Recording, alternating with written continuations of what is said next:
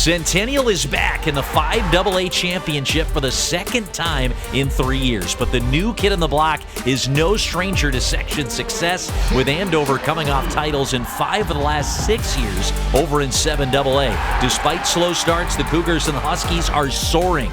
2 teams, 1 spot at state on the line. It all goes down in Elk River next on North Metro TV.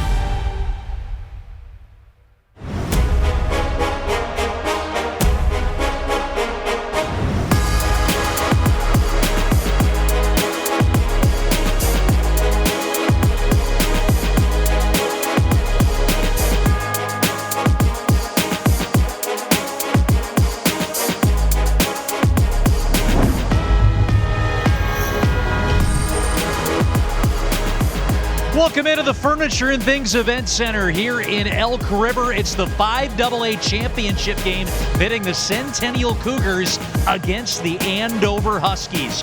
2 teams that are underdogs coming in. They upset the 2 favorites and top seeds in this section on Saturday in this building and find themselves in the section championship game. For Andover, they are no stranger to a section title game. 9th straight section final appearance for the Huskies. And in the meantime, the Cougars trying to go back to state for the second time in 3 years. Alongside Bill Hupp, I'm Matt Dean. Welcome you into Furniture and Things Arena here in Elk River. And Bill, upsets have kind of been the story of the Class AA boys tournament so far across the state. Parity is the name of the game in Class 2A this year, Matt. 7 teams, including these 2 here tonight, that are seated 3rd or higher in the section final. And so that kind of leaves it open for anybody, and that makes it fun and exciting. Andover, obviously a program that knows how to win this time of year, even though they've gotten off to some slow starts the last 2 years. So certainly Centennial may be the higher seed, they may be the home team, but each team feels like they're coming in with a little bit of chip on their shoulder and something to prove. Yeah, we had a chance to talk with both head coaches before this one. The term underdog was tossed about. I'm not sure that's a phrase that either head coach you'll hear from them would use to describe their team. And for us, it's all about building to this time in the year. And, we struggled in net a little early. We had trouble scoring goals at times, but it seemed to all kind of come together here at the end of the year. Last year, same thing, started the year 0-9, made it to the state tournament. Not as bad this year, but we're playing our best hockey right now, and that's the important thing. Somebody said, wow, you must be happy to be playing Andover. And I said, no, I'm not happy to be playing them. They know how to win. That's a powerful machine over there, and Mark does a terrific job with his teams over there, and he gets, every ounce of ability out of his guys. So this is going to be a battle, and I don't know, once you get this far and into sections, not much has to be said. The kids are excited, and it doesn't matter if you lose in the first round or you make it as far as we have. It's hard to end seniors' seasons, in their high school playing careers. So, we could take that and spin that a lot of different ways with being the underdog. But I think our guys and Andover too, I think they just expect to be here year in and year out and playing for the section title. All right, so 2 teams that have turned it on. At just the right time, Bill. Centennial rebounded from a 3-5 start. They are 15-4 over their last 19 games coming in, and they've been a high-scoring offense all year. It's been the defensive improvements that have been the difference for the Cougars here in the stretch of the season. Yeah, no doubt about it, Matt. They say defense wins championships, and certainly defensively, Centennial had some issues. Their goaltending was a little shaky to start things off, but they have righted the corner on Saturday. They shut out Blaine 1-0, 30 saves made by their netminder between the pipes here as in the semifinal. They just had their second shutout of the season, but ultimately they did what they had to do. Blaine missed some opportunities, but certainly the goaltending they got and have gotten recently has been the difference, and it's a total team effort. And meanwhile for Andover, their team kind of goes based on how their netminder plays. When their goalie plays well, as he did on Saturday in the upset of number 1 Maple Grove, this is a team that can easily make the state tournament and make some noise there as well. Yeah, they went to the state tournament last season, and as we talked about, 9 straight appearances in a section final for the Andover Huskies. Let's talk impact players. There's a lot of good ones to pick from. Starting with the Andover Huskies, Bill, you've got Chase Nadeau, who's turned into a goal-scoring force from the blue line for the Andover Huskies, a senior defenseman, and KJ Sauer, who's drawing interest from NHL scouts. Yeah, Nadeau, the top blue liner for this Huskies team. He scored the game-winning goal in overtime in the upset of #1 Maple Grove. He has been an offensive stalwart for them recently. And then you have KJ Sauer, a darling of NHL scouts. He was one of 7 Minnesota players on the NHL Central Scouting list for mid-season. And 6'4", 220 pounds. He uses that physicality, that brute force to bully his way to the goal, and he is really someone that Centennial is going to have to be wary of tonight. Centennial's high-powered offense, they average 4.6 goals per game, 7th highest in the state in Class AA, and we're looking at their 2 leading goal scorers, both of which who played as sophomores in the state tournament 2 years ago. Yeah, they are leaders on this team for a reason. Nick Carls, one of 5 Carls boys who have worn the Centennial jersey, so he's no stranger to this kind of pressure. Joey Hemmer's been an impact player since his freshman year. 26 goals to lead the team. Carl's, like you said, 19 goals. They've been red hot lately, especially, and this is the time of year when you need your big-time players to play big time in the biggest games. The Centennial Cougars, the 3 seed, the Huskies, the 5 seed. We've got the matchup coming up with a trip to the state tournament on the line on North Metro TV.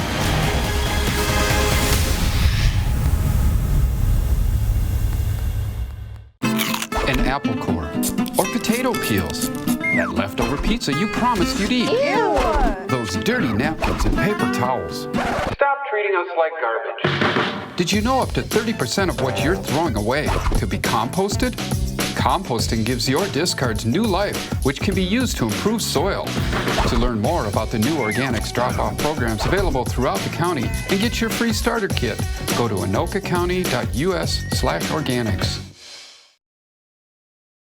Come to Ham Lake and see how good life can be. Conveniently located only 20 miles north of the Twin Cities on Highway 65, yet Ham Lake has kept its rural charm. Residents of Ham Lake enjoy 1-acre minimum lots, giving you space to live with abundant natural green spaces and recreational activities like boating, fishing, golf, disc golf, camping and playgrounds, and tons of seasonal fun all year round. Ham Lake is home to one of the top school districts with consistent high scores in standardized testing and community ratings. Ham Lake is a business-friendly city and willing to work with businesses and developers of all sizes. Whether you are just starting out or looking to grow, Ham Lake has the business opportunities you've been waiting for. Life in Ham Lake moves a little slower, and that's the way we like it. Ham Lake offers space to live, to grow, and space to relax. Come visit Ham Lake and see for yourself what you are missing. Ham Lake is convenient country living. Wash, washy, wash, washy, wash, wash your hands. Scrub them while you sing this song. Wash, washy, wash, washy, wash, wash. Rub your hands and fingers and the places in between. Using soap and water makes your hands so clean. Wash your hands. Great job, you're almost done. 5, 4, 3, 2, 1, now dry.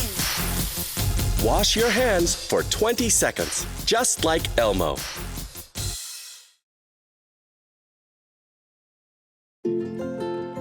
To Sofia and Gabriel.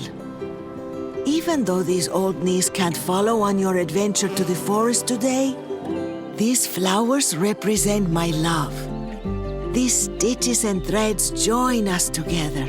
And wherever you see a flower, a bird, a beautiful tree, know that my love is with you. Make the forest part of your story at a park near you. Find one at discovertheforest.org. Earlier in the year when Blaine beat us, Opportunity for Blaine to shoot, score! there's a guy on their team doing an interview, and he said, Centennial's got nothing on us. Well, yeah, we knew Centennial had nothing on us, and we were a lot bigger team, and we knew we could dominate them 200 feet. Well, guess we got it now, don't we? Driving the net shot, score!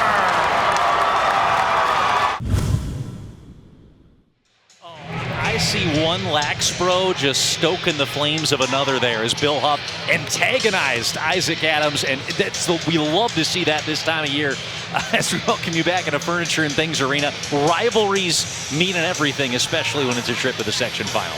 Yeah, Blaine had beaten them twice in the regular season, couldn't beat them a third time. We'll see if that happens tonight. Centennial's taken down Andover twice this season, relatively comfortably both times. Have a feeling it's going to be a much tighter hockey game tonight. Yeah, 4-1 and 6-3 the final scores. The first two go-rounds. Opening draw is won here by the Andover Huskies. They're in the black and gold, traveling from left to right here at Furniture and Things Arena. Here come the Cougars, breaking out with Nolan Border up the left side, shoots, and that one patted aside there by the netminder Wyatt Reamer, who's in net. Oh, quick chance off the goal line there on a snapshot from Nick Carls, one of the co-captains for Centennial, and already you're seeing this high-powered Centennial offense get to work. They're certainly going to put shots on goal. We know that. They average as a team nearly 28 a game.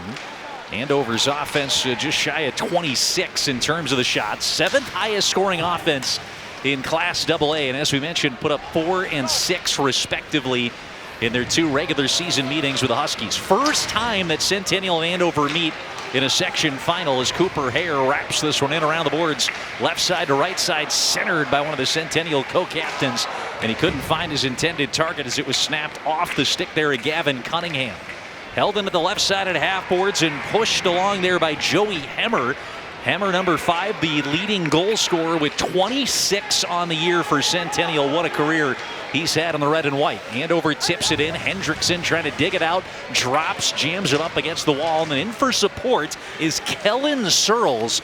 Please keep me honest, Bill. Don't let me call him Harper tonight. Here's his younger brother streaking through. Searles offside as he slipped it along to Hemmer, who roofed it and missed wide. And the Andover Huskies not happy that that shot took place after the whistles. So we take a look at the starting goaltenders. Yeah, both goalies, not great overwhelming numbers, but they have both played fantastically as of late. Wyatt Reamer has stopped 52 of his last 54 shots since he was pulled against Hill Murray, and Flynn Sandberg has saved 59 of his last 62 over a 4-start stretch where the Cougars have won every game. You're not going to get to a section final without at least decent goaltending. And Bill, you took in a really solid performance from Sandberg on Saturday, who got the shutout against Blaine. That one thrown out front. Ooh, dangerous off the skates. One of the Andover Huskies is Keegan Julik. One of the third liners was crashing the net. Here comes Andover on the other side, twisting it wide as it tipped off the stick of Tanner Dietrich. And the Cougars get it harmlessly back into the corner. Andover, the more physical of the two teams so far in terms of hits. Swung back in here by the Huskies. Dylan Knox, number 5, the defenseman, goes in for the chip and chase. Mason Hare, one of the two pairs of brothers in the blue line for Centennial. Cooper and Mason getting it out. Adams will flip it in. In on the forecheck is Caden Johnson, the assistant captain. One back by Caleb Schultz here for the Huskies. Schultz can't push it along. Intercepted here in a forecheck turnover. And Caden Johnson tried to stuff it out to the net. He wears a hit from Dylan Knox. It'll leak all the way back to Flynn Sandberg. Just about 3 minutes played here in the first period in Elk River. Yeah, Sandberg stopped all 30 shots he faced against Blaine on Saturday, his second shutout of the year. Oh, nice little dangle there by Carls. Now he feeds it out front, beat the first man, took it behind the cage and missed it. Trying to drop it to the low slot. Cougars have to reset. Carl's number 11. He's got 19 goals, second on the team to Hemmer, 45 total points. He's the leading scorer for the Centennial Cougars with that last chance. Here's Rogers, fed it out for a one-timer, and that one goes wide on the rip there. Number 7, Brody Peterson. Regular season meetings, we've mentioned it already. Centennial scoring 10 combined goals between those two games. Joey Hemmer, number 5, had 5 of those 10 Centennial goals. In a couple of routes, Centennial jumped out in front in both meetings, 4-0 and 2-0, never trailed at any point to the Huskies. D-zone face-off draw, won there by Cooper Daikawa. And the Cougars able to control it in their own zone. Here comes Hemmer, who's got those 5 goals against the Huskies this year. He got dumped by Chase Nadeau, one of the Andover co-captains. Could have been boarding. Lucky to get away with that one. Lefty dragging a shot, saved and turned aside there after the effort by Chase Hendrickson. And Hendrickson will wrap it back in around the woodwork. Searles finds it on the near wing wall. Able to clear it out is Searles. He wears another big check, and you're talking about the physicality here for the Huskies. Another big hit from the black and gold. We're going back to that previous hit you mentioned, Bill, here, the potential boarding call. I mean, it's close enough where I don't think it's boarding, and maybe. I think it's a 50-50 call. It certainly could have been called. That's play on for me. But yeah, Andover has been the more physical team. Blaine was the more physical team. Centennial seemingly more of a finesse speed team. Carls wins the draw against Sauer. Back out of the neutral zone. Dropped through by Jacob Homeke, who's the leading goal scorer from the Centennial blue line. 4 goals, 18 points on the season for number 2. And this one will be coming back here as Centennial dumped it in before gaining the red line. An icing whistle with just inside 13 to play here in the first period. Obviously, both teams want to get off to a fast start. It's a long game, but both teams would love to get that opening goal.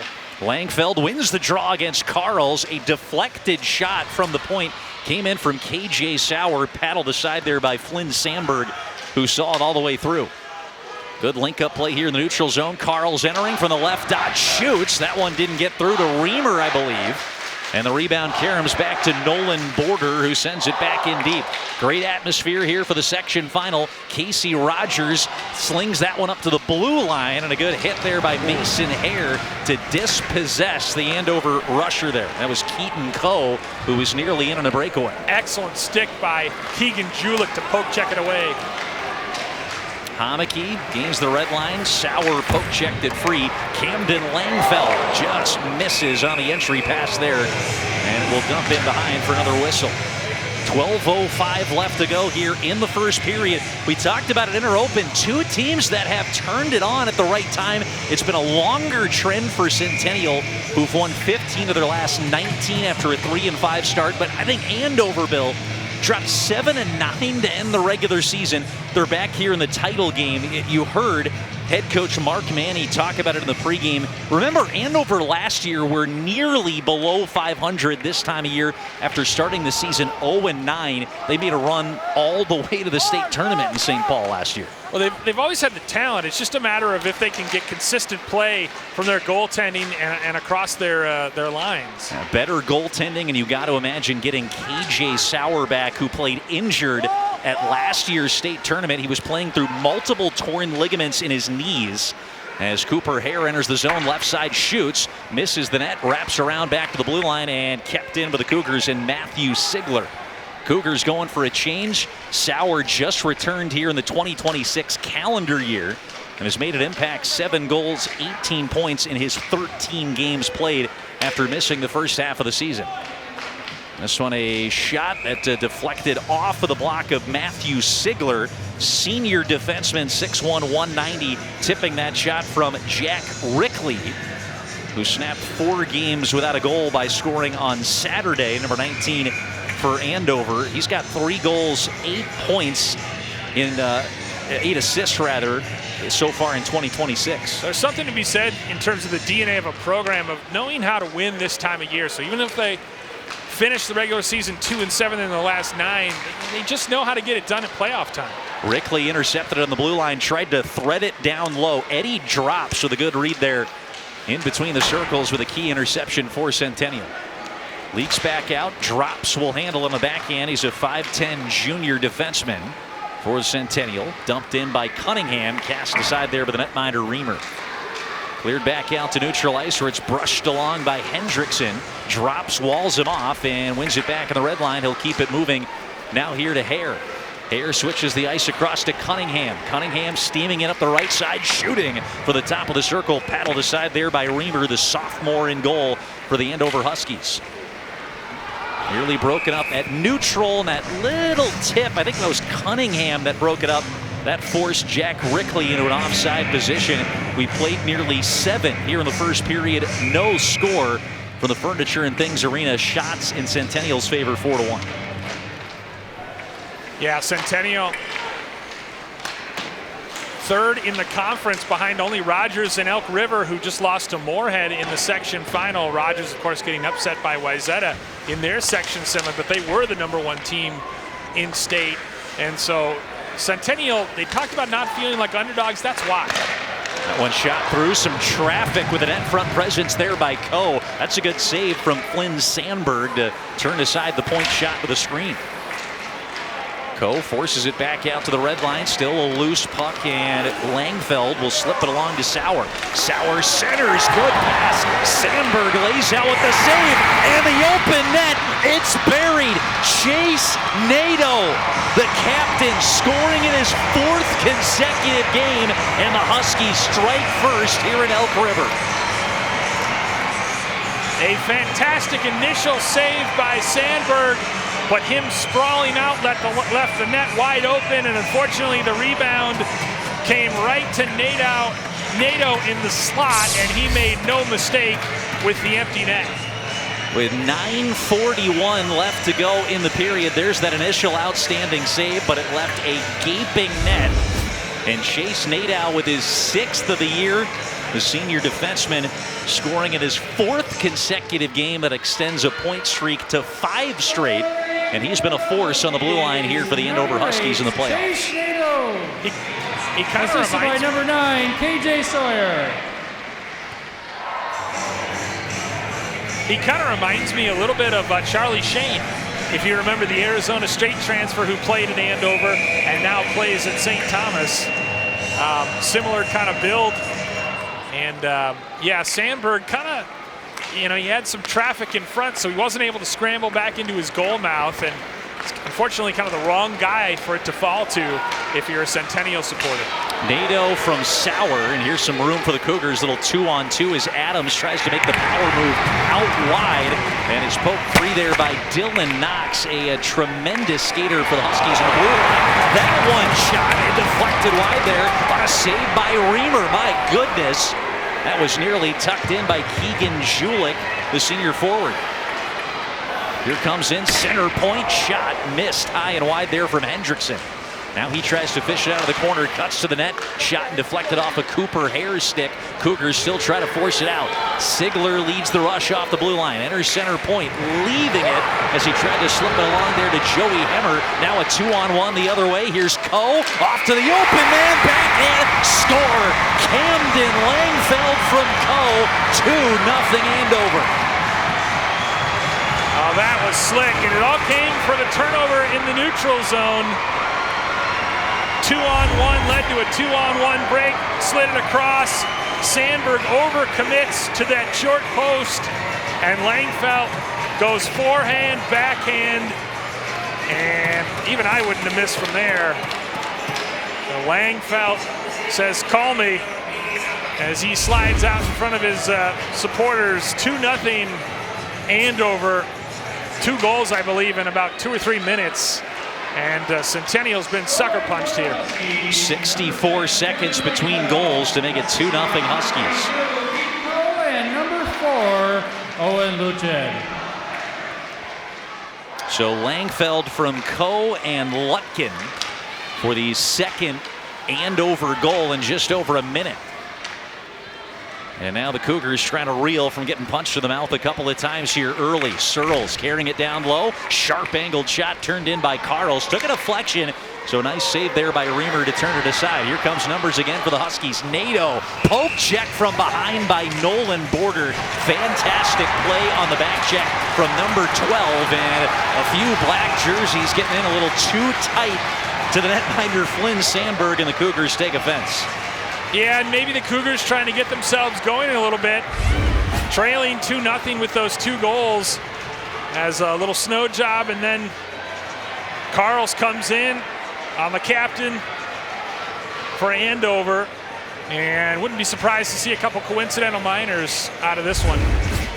How about the reverse check by Nadeau there as Carls was trying to come in and retaliate, and he kind of ended up getting the better of Carl's in that sequence. No penalties are going to be assessed, it looks like, for now. I like that. Don't over-officiate a game with this much magnitude at stake.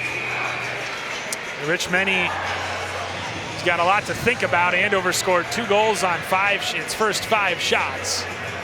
Luckily, Centennial has the kind of offense, high-powered offense we talked about in the open, that could come back from a 2-goal deficit. 2-0 Andover with a couple of goals separated by just over a minute. They get it up high to Schultz. He fires into traffic. Save and a pincer trap there by Sandberg to cover and ice the puck for Centennial. Now Sandberg's been pretty steady. The first goal, he made the great initial save, and it fell fortuitously to Nadeau on the point, threw it into the open net, and then a 2-on-1 odd man rush he gets beat on here, and credit to him. This game could be slipping away here if he's not stout back there. To me, it's equal parts Sandberg and excellent finishing. I think Sandberg maybe would have done a couple things differently had he to do it again. Maybe would have stayed a little more central and not bit so hard on the initial fake. But excellent plays by these Andover Huskies in Langfeld and Nadeau. 2 of their big-time players coming up with important goals here in the first period. Gavin Cunningham stepped in and took the draw for Centennial and turned it over here in the neutral zone. Back checking nearly to pick that one up was Joey Hemmer. Cougars clear their lines, and it'll be a whistle for icing. We have played nearly 10 minutes here at the Furniture and Things Event Center. It took 7-11 until the Andover Huskies got on the board with the Chase Nadeau goal. Camden Langfeld followed 64 seconds later. Langfeld with his 17th of the year. That ties Brody Peterson, the senior, for the team lead. Langfeld's been the top scorer. He now has 51 points in the season for the Huskies. Knocks with the block there by Johnson, trickles through, and Sandberg able to track that puck and cover it yet again. That was a little bit of a critique of the Huskies going into last year. I don't think they had anyone who was over 30 points maybe going into the state tournament last year, as we see that last chance for Sandberg. Yeah, it's they've had teams in the past when they had like Wyatt Kaiser, where they had superstars leading the line, and maybe Sauer would have been that guy this year had he been healthy, but ultimately it's been very democratic scoring for Andover the last couple of years, and that's a credit to Mark Manny in his 17th season as the bench boss of this Huskies team, that no matter what he's given to work with, he finds ways to win.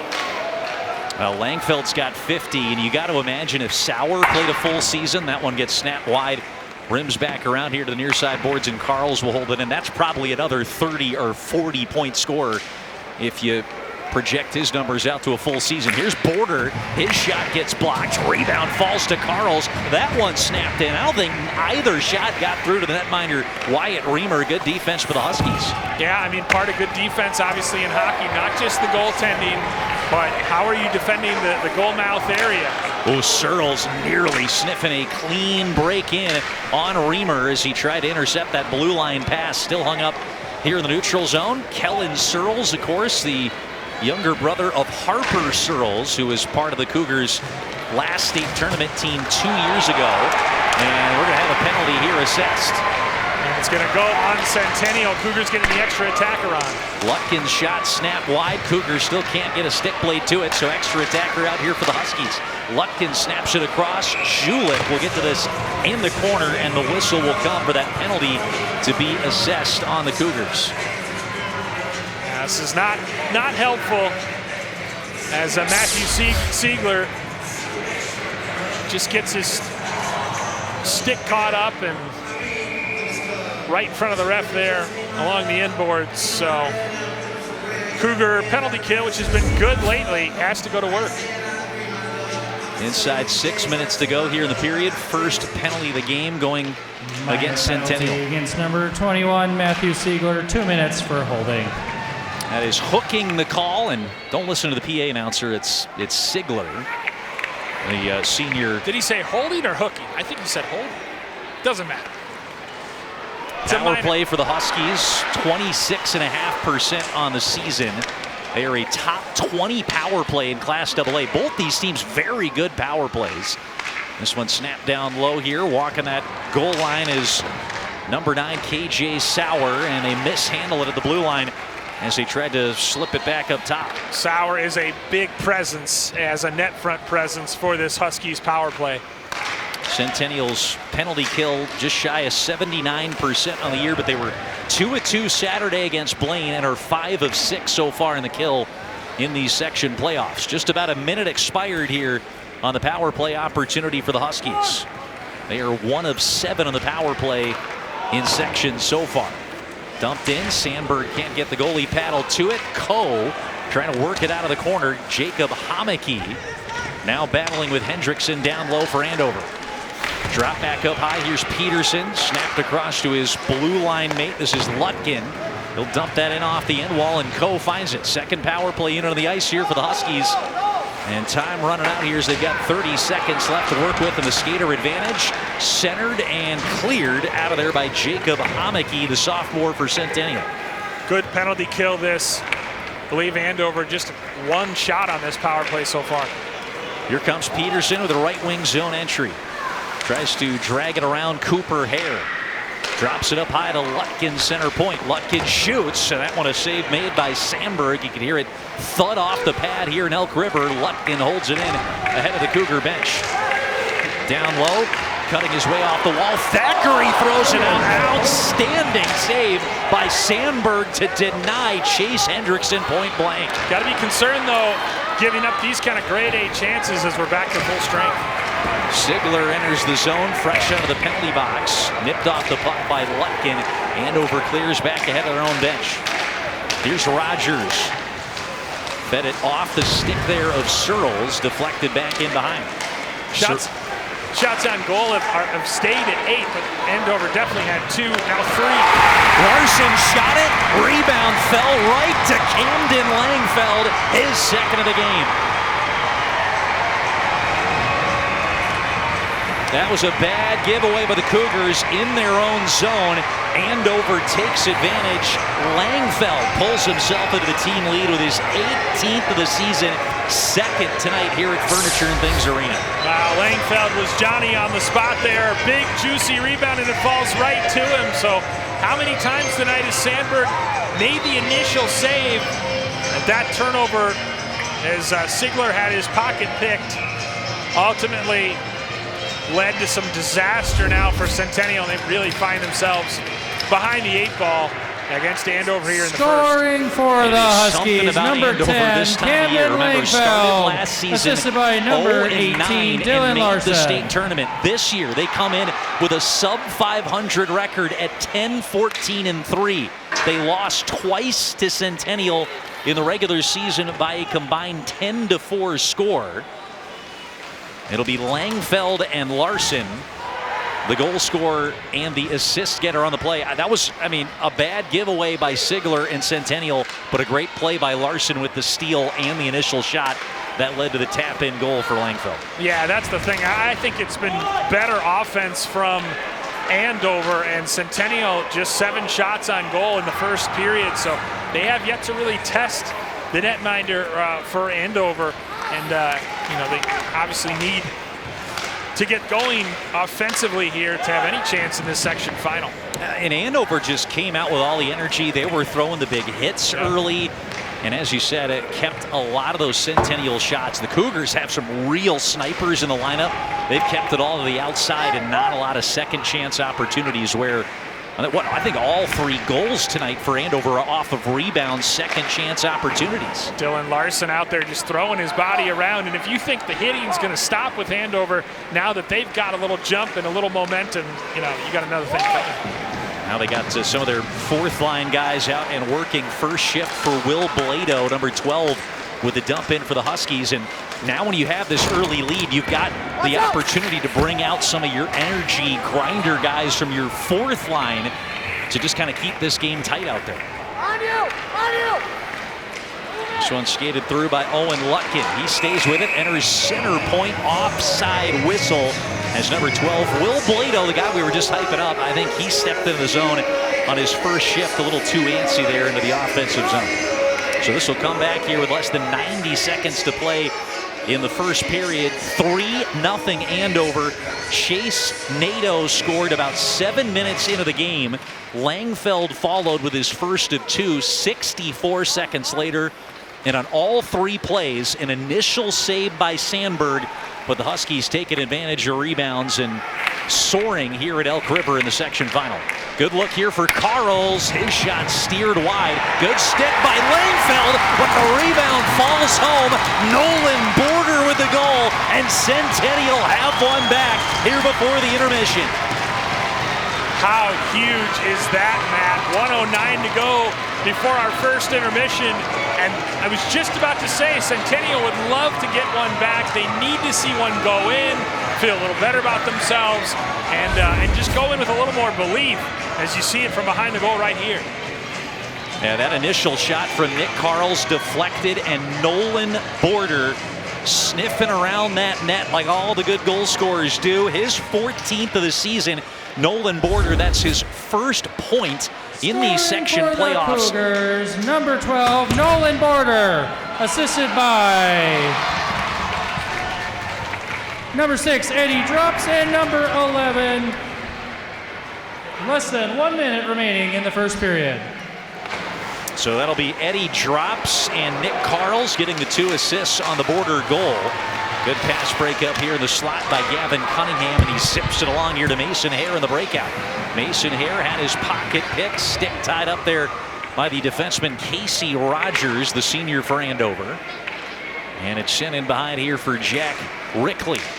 He'll try to clear, tipped off the stick of Cunningham, and the Cougars have to touch back up with inside 30 to play here in the first period. As Bill said, how big is that goal from Nolan Border, a guy who his head coach Rich Meny, and we chatted with him before this game, said he's been the MVP of the season for the Centennial Cougars. Border 38 points in the year, but as complete of a 200-foot player as they have. Hare with a shot. That one fed out front. It's still loose. Cougars knifing at it. Jacob Homicke was on the weak side and couldn't stuff it home. Oh, how big would that have been for Centennial to get back within 1 just before the break. The clock has ticked down to 0. I think there's going to be time added back on, or will they say that this one's through here in the first period? That is going to be the end of the first period. We'll take a look at that one final scoring chance. Watch number 2, Jacob Homicke in the backside. He gets that initial contact, and it leaks between his skates, giving Wyatt Reamer some time to get across the crease. Could have been a 1-goal game. Andover storms off the blocks to score 3 in a row, but Centennial, with the help of Nolan Border, get one back, and it's 3-1 after 1. Stick around. We'll hear between period interviews from both teams tonight, and more to come here from Furniture and Things Arena in Elk River on North Metro TV.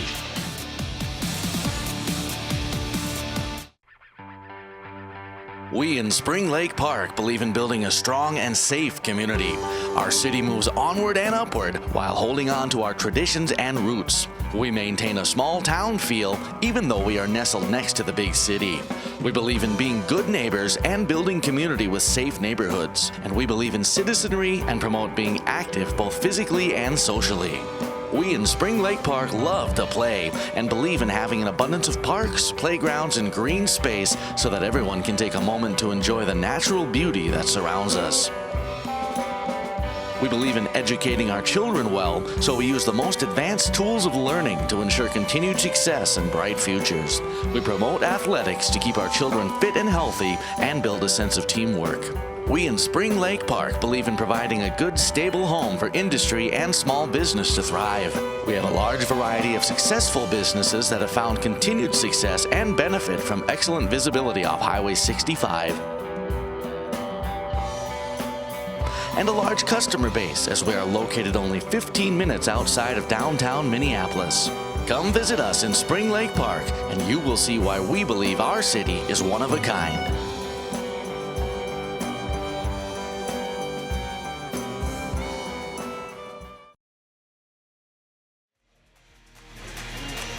Now, for the last 20 years at least, Centennial and Andover have played twice a year in the regular season in boys hockey. But for the first time ever, they're meeting in a boys hockey section final. It's a rivalry that transcends all sports.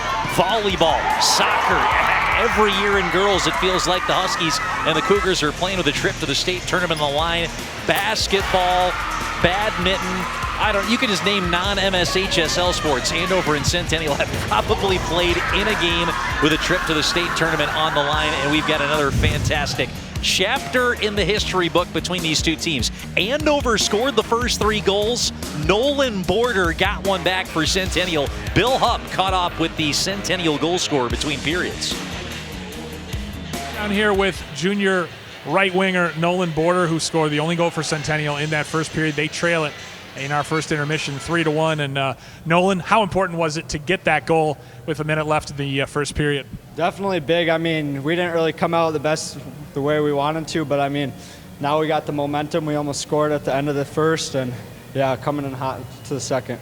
How do you clean up the defensive mistakes that have led to those 3 goals in the first period? We just got to come back hard and have our centers help out down low and block shots. All right, good luck in the second period. Thank you. Thank you. All right, so let's take a look at the highlights from that first period of action. 7 minutes, 19 seconds in. A strong initial save, but a wide open net for Chase Nadeau, the co-captain, to shoot into. And then another rebound, and Cam Langfeld hasn't scored an easier one this year, notched his 17th. Another rebound, Langfeld potting it home on a wide open backside on the Dylan Larson takeaway and initial shot. And a huge one for the Cougars, Bill, for Border to get this little wraparound rebound just before the period was through. Yeah, and then they also almost scored another one right before the end of the period. So, certainly Centennial taking back some of that momentum, but Langfeld has been the go-to man for Andover. I mean, 3 goals on just 9 shots officially in that first period. Centennial got some cleanup to do defensively if they hope to make a comeback in this hockey game. Both teams have had inconsistent goaltending this year. Andover had a fantastic netminder in junior Cash Cruitt, lead them to state last year. He left early to go the junior hockey route. Centennial replacing stalwart Easton Cody, who was a multi-year starter for the Cougars. Flynn Sandberg, he played well, making some initial saves, but got himself out of position for some of those rebound opportunities. All 3 Andover goals, and all 4 of them, if you count Centennial, came on rebounds in that period.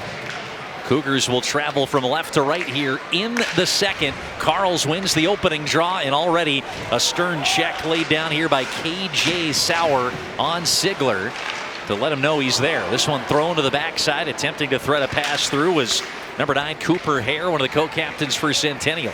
Up the other way in the rush goes Sauer, one of the 7 Minnesota high school players named to the NHL Central Scouting midseason list. A shot right through the wickets. It's 4-1 Andover. Camden Langfeld completes a hat trick here as he scores less than a minute into the second period.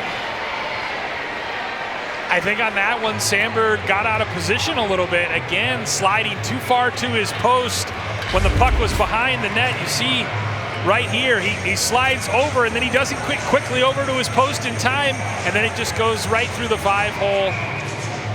Got to be aware of those live boards and get over to that near post quickly. Get yourself square.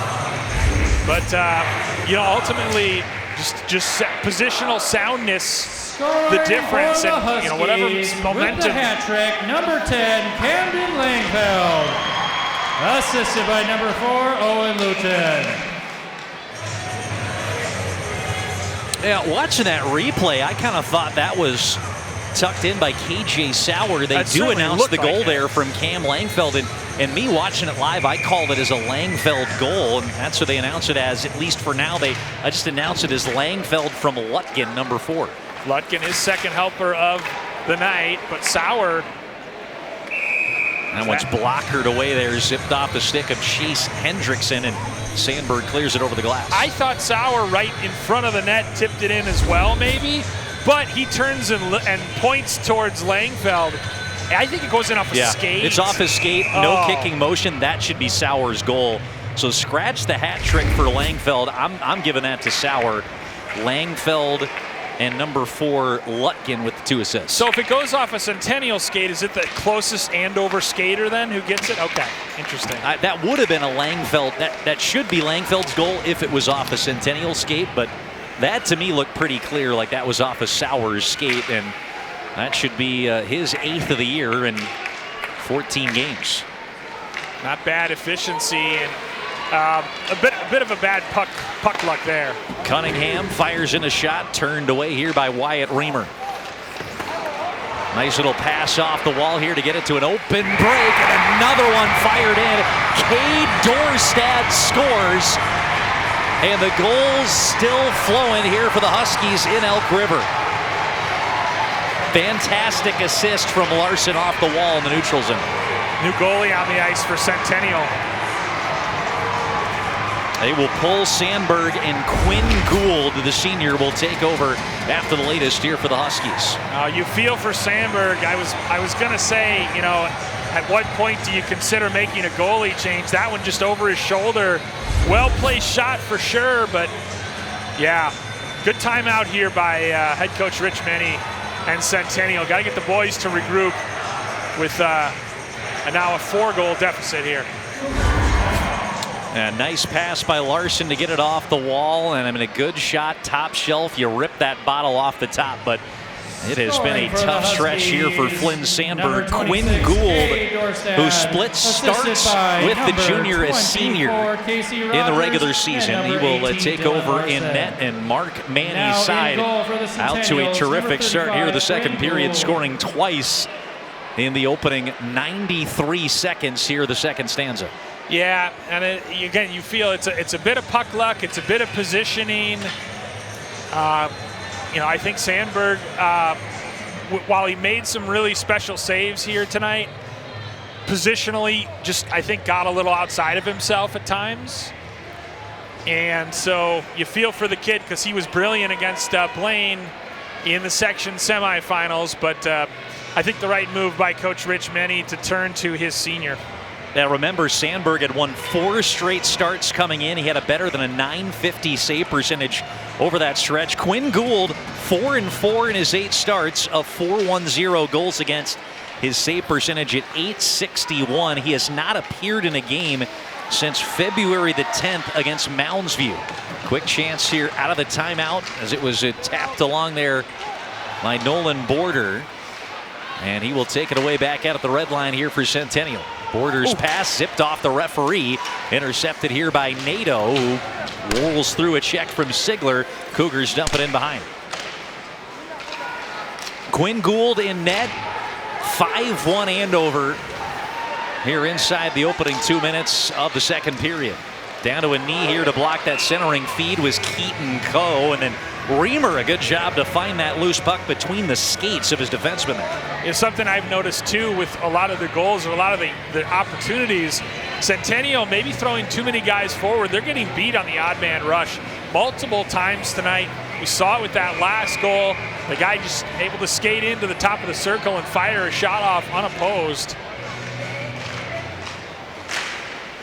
And that one rifled wide here to the face-off draw win by the Cougars.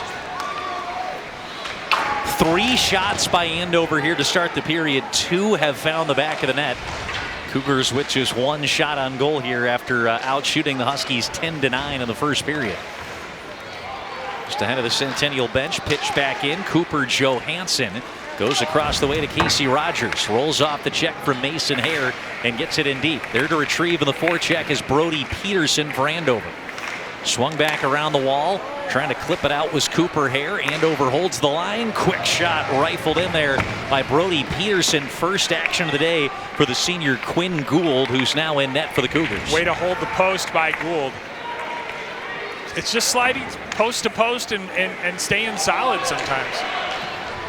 That's what the goaltending coaches are calling the koala hug. Getting on that near post and closing off all the angles. The Alex Tracy special. This one tipped in off the stick of Will Thackeray, the Andover player picked up behind the net here by Cooper Daikawa. They'll try to cycle it in behind. Long way to come back here for Centennial, but if they can settle things down with the goaltender change, it is a high-powered offense that are averaging 4.5 goals per game here in this regular season. Daikawa took a spill in front of the net, and a whistle is going to be a cross-checking call here going against the Huskies that dumped Daikawa into the goal crease. It'll be charged on number 17, the sophomore Chase Hendrickson. Yeah, Gould didn't go off, but yeah, that's a clear, I think, tripping more than a cross-check, but first power play of the night for Centennial. Maybe a chance for a spark here. Cougars a fantastic power play, 28% on the year, 11th in Class AA. And not a great power penalty kill for Andover, relatively speaking, just 69%. They are the 4th worst penalty kill by percentage in Class AA in the state this year. A lot of shooters out on the ice here for Centennial. They have got 6 different double-digit goal scorers, and Daikawa, who drew the penalty, he's one shy of becoming the 7th to get to 10 goals this year. Oh, they zip it up. Here's some room for 16, Caden Johnson, quickly shown to the wall by Owen Lutkin. Cougars will set up the power play. A shot turned away there on the Eddie Drops effort. Rebound fought off by Reamer as he knocks it down and gloves it on the rifled shot from Isaac Adams, a Division I lacrosse commit to St. John's, rifling in that last effort. Yeah, 2 good shots, good saves. Shots now even for the game at 13 apiece, but obviously all Huskies on the scoreboard so far. Adams, one of the double-digit goal scorers with 10 in the year, denied there by Reamer. Back in net for Andover. He's now stopped all 13 shots here tonight. 1:15 left to go in the Centennial power play, intercepted off the half wall by Rickley. He'll get it out off the carom. Cooper Hare back to retrieve here for the Cougars, one of the co-captains for Centennial. Feathered across here to Cunningham. He's walled up by Coe, but gets it in deep. Carls first to it behind the cage for Centennial. They try to drop it up high, mishandled on the blue line by Hare, and the Cougars have to reset. 45 seconds to work with on the power play. Ripped in up the barrier by Cunningham. Pitch back out here by Jack Rickley. Another clear for number 19 for Andover on the kill.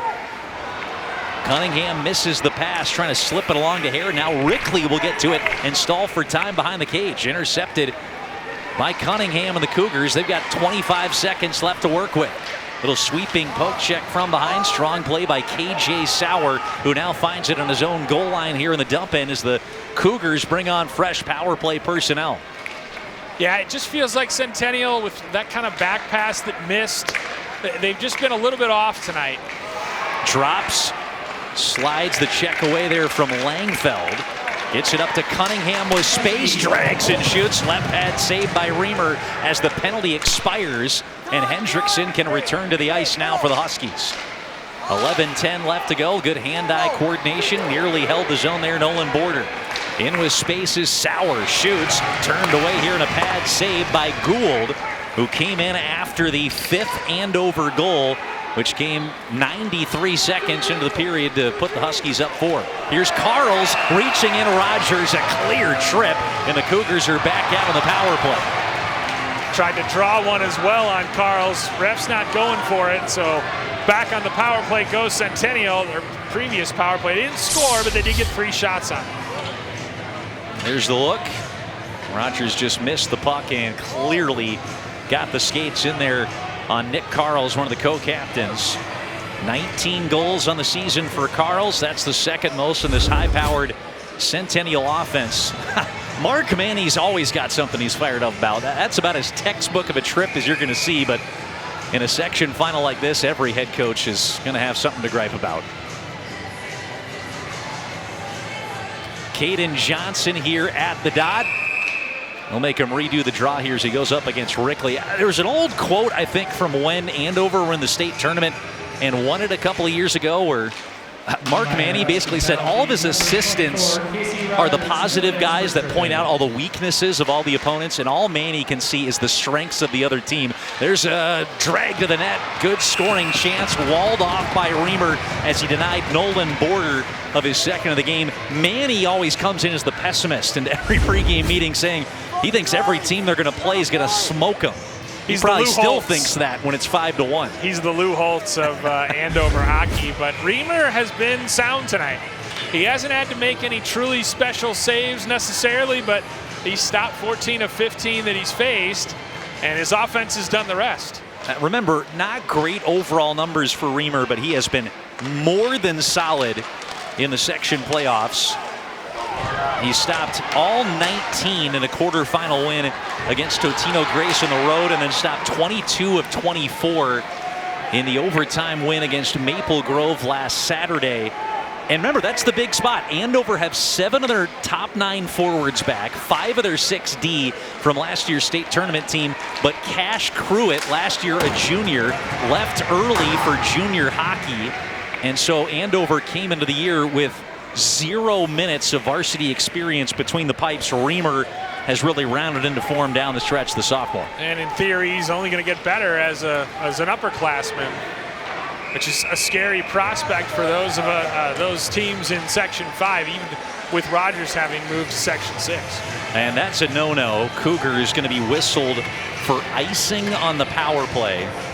And they are just all out of sorts here for a unit that are, as we said, 28% of the man advantage. They've got less than a minute left to go and have not done much of anything on this second power play opportunity in quick succession.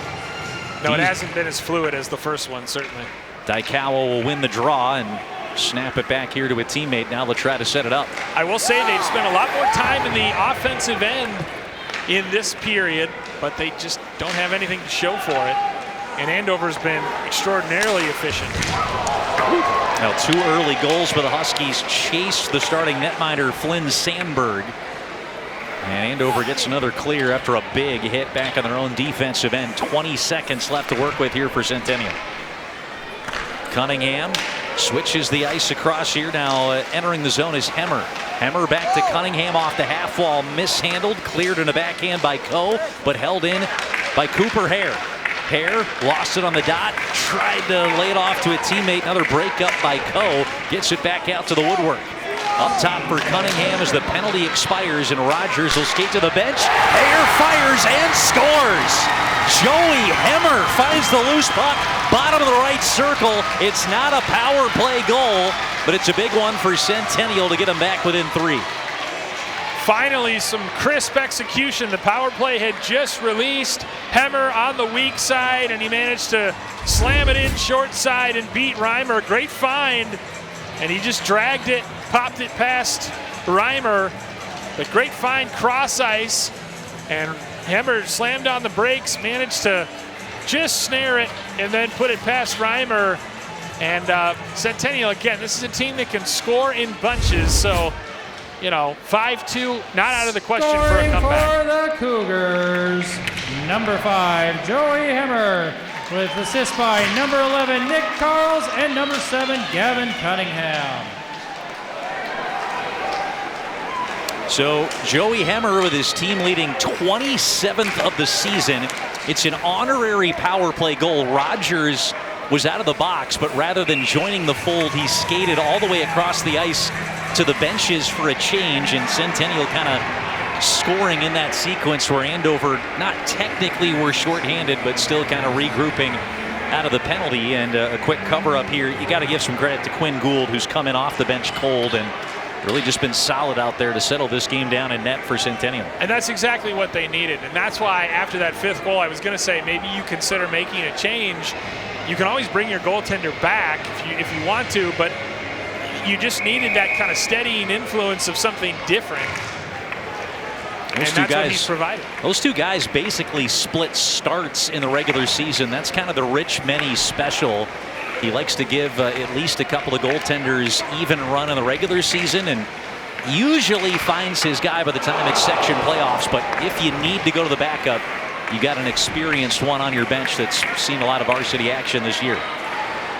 Rushed along here and out of the zone by the Cougars. Hendrickson picks it up for Andover. Up the wall, Rickley tried to touch it along. Threaded forward by Carls, but it changes hands back here to Hendrickson. He's bumped off there by Mason Hare.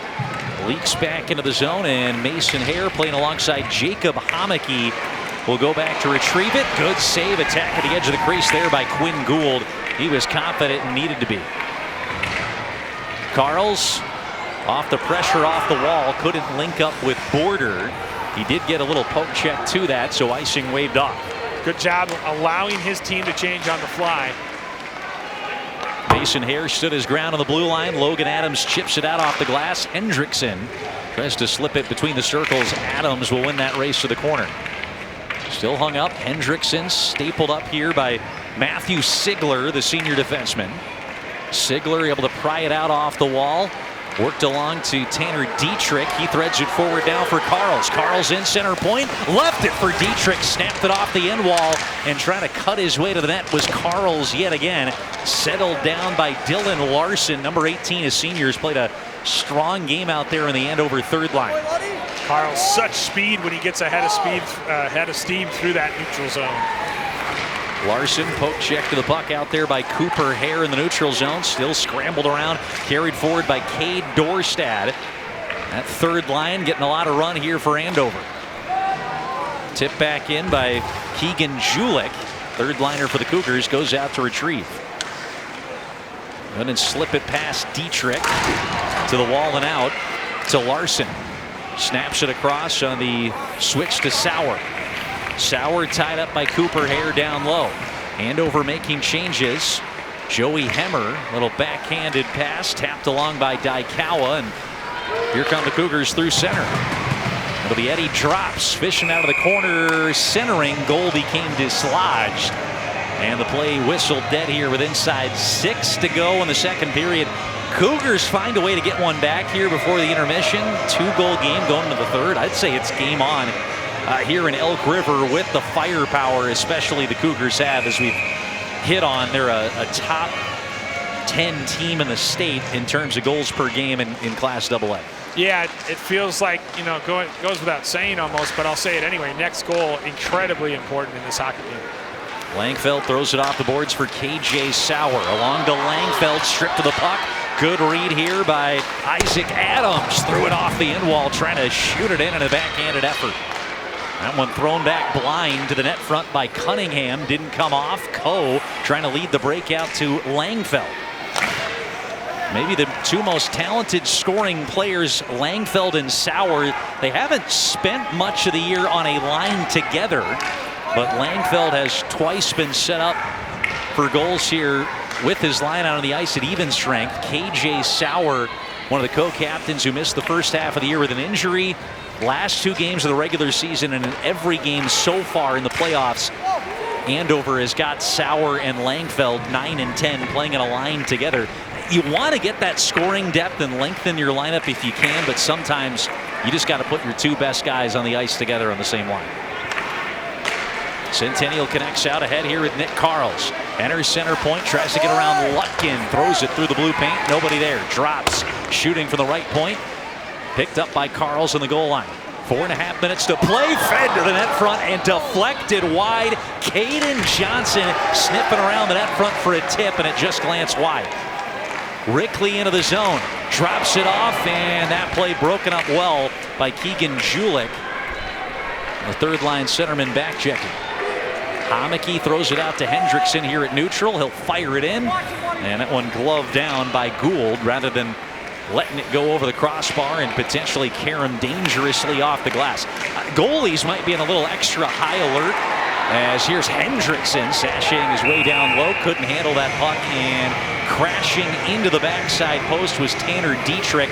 That'll get the net off its moorings. I was going to say, goalies, I think, might be high alert for the bouncy glass after I think everybody in the state saw the go-ahead goal by Dinah the other night in that section semifinal against Wayzata. Crazy goal. Yeah, off the end boards, off the top of the net twice, and then tipped in. Goal's been going everywhere, and rightly so. An incredible shot, incredible goal, and a nice win for Edina as they book another trip to the state tournament. Bill Hupp and Matt Dean with you here from the Furniture and Things Arena in Elk River, Minnesota, site of the 5AA championship game. Andover newly minted into this section. They've spent about their entire history over in 7AA. Normally this would be a weekend where the Huskies are playing for a trip to state up at the Amsoil Arena in Duluth, but instead a visit to Elk River as they battle with longtime rivals Centennial, now for a trip to the state tournament. Much closer for the Andover faithful. Weston Knox, whose older brother, Weston Knox is the older brother of number 5 Dylan Knox, plays at the University of Wisconsin, was a co-captain of the state championship team. That one fired in by KJ Sauer.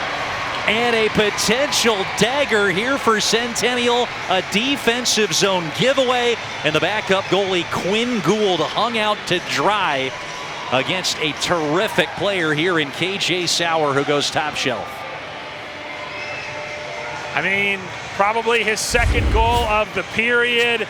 That one as gilded a chance as you'll get, and it all comes from that defensive zone turnover. Nobody in front. He just goes top shelf on it. When Gould goes down, nothing the Centennial goaltender could do about it. And scoring for the Huskies, number 9, KJ Sawyer, with assist by number 18, Dylan Larson. Someone's got to work on those pronunciations.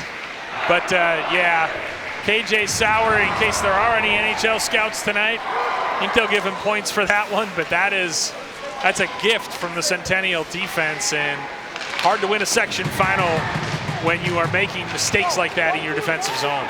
Andover's offense averaged 3.4 goals per game, pretty pedestrian in terms of the Class AA ranks, as a quick one from just off the left dot is fired in by Camden Langfeld, and he's denied by Quinn Gould. Their goal scoring output 37th out of 64 teams in Class AA coming in, but I mean, just as we're used to seeing from the Huskies, you cannot write them off, and you can throw the record books and the numbers out the window when it gets to section playoff time and this Mark Manny-led side. It'll be interesting to see. I have to imagine there'll be a 7 or 8 seed, though, if they make state. They've got to remember a sub-500 record. I think they got to be. But they will be a dangerous low seed, though, at the same time. Well, I mean, they played Moorhead tough earlier this year, and Moorhead very well could be the top seed. Yeah, when you talk with Mark Manny, I mean, he is, not overly confident, but he says, look, if we get the goaltending we know that we can get, the rest of this team played in the state tournament last year, and this is going to be a dangerous team. We're seeing it. Quinn Gould, a couple of good saves there in that last sequence. Yeah, here's Border entering. Drops for a quick rush chance. Ooh, how about that bouncing glove save? There's the goaltending we're talking about. Kellen Searles fires it in. Wyatt Reamer playing as confident as anybody in the state. Here's that last chance on a wraparound try on the other end by Brody Peterson. That was 3, maybe 4 saves by Gould, and I do think despite that goal he gave up to Sauer, which no goalie would have saved, I think he's provided some steadiness in between the pipes for Centennial. How about the confidence of the brick wall, I think that is, on the back of the goalie helmet design for Wyatt Reamer. Wyatt, you've earned it today. That one fired, closing off the pads to deny the Jack Rickley effort was Quinn Gould. Speak it into existence, right? That's what they say. Here comes Adams. He gets a little tripped up on the reach in by Johansson. Leads to a rush here for Langfeld. Langfeld drops to Larson, shoots left dot, broken up, bouncing puck, waved at by KJ Sauer in the backside.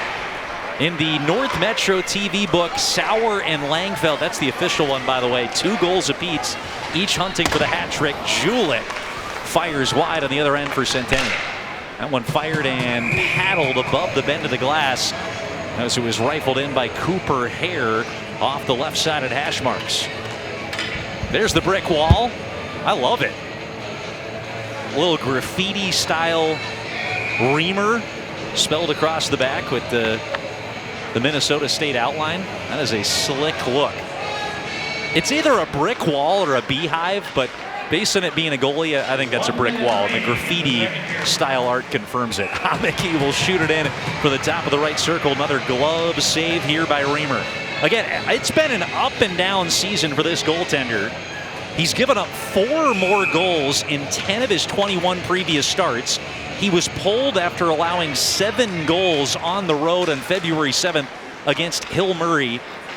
But 19 saves in a win against Anoka. He was pulled early in that game because it was a blowout. They got an opportunity for the backup to come in. Saved 22 of 24 the last game against Maple Grove, and 19 saves in a shutout in the quarterfinal first round last week against Totino Grace. And he's been really steady here tonight, giving up a couple of goals to this high-powered Centennial offense. 25 seconds left to go. Andover have 3 of the 4 here in each of the first 2 periods to take a commanding 6-2 lead on a Centennial team that beat them twice in the regular season and did so handily. They're going to say that puck was played with a high stick. And this will be coming back here for a face-off in Centennial's defensive zone. No penalty assessed, but just played with a high stick. Stay at 5-on-5 here for the last 11 seconds of the frame. Again, stick around here between periods. We'll have highlights to roll for you. Bill Hupp's going to get down to the Andover locker room and chat with one of the players here between periods to get their thoughts as the Huskies will try to close it out here in the third and get back to the state tournament for the second year in a row. Another whistle here as the intermission horn sounds. Huskies, like they did in the first, score 3 out of the 4 goals in the period. It's a 6-2 Andover lead after 2. You're tuned in to boys high school hockey on North Metro TV.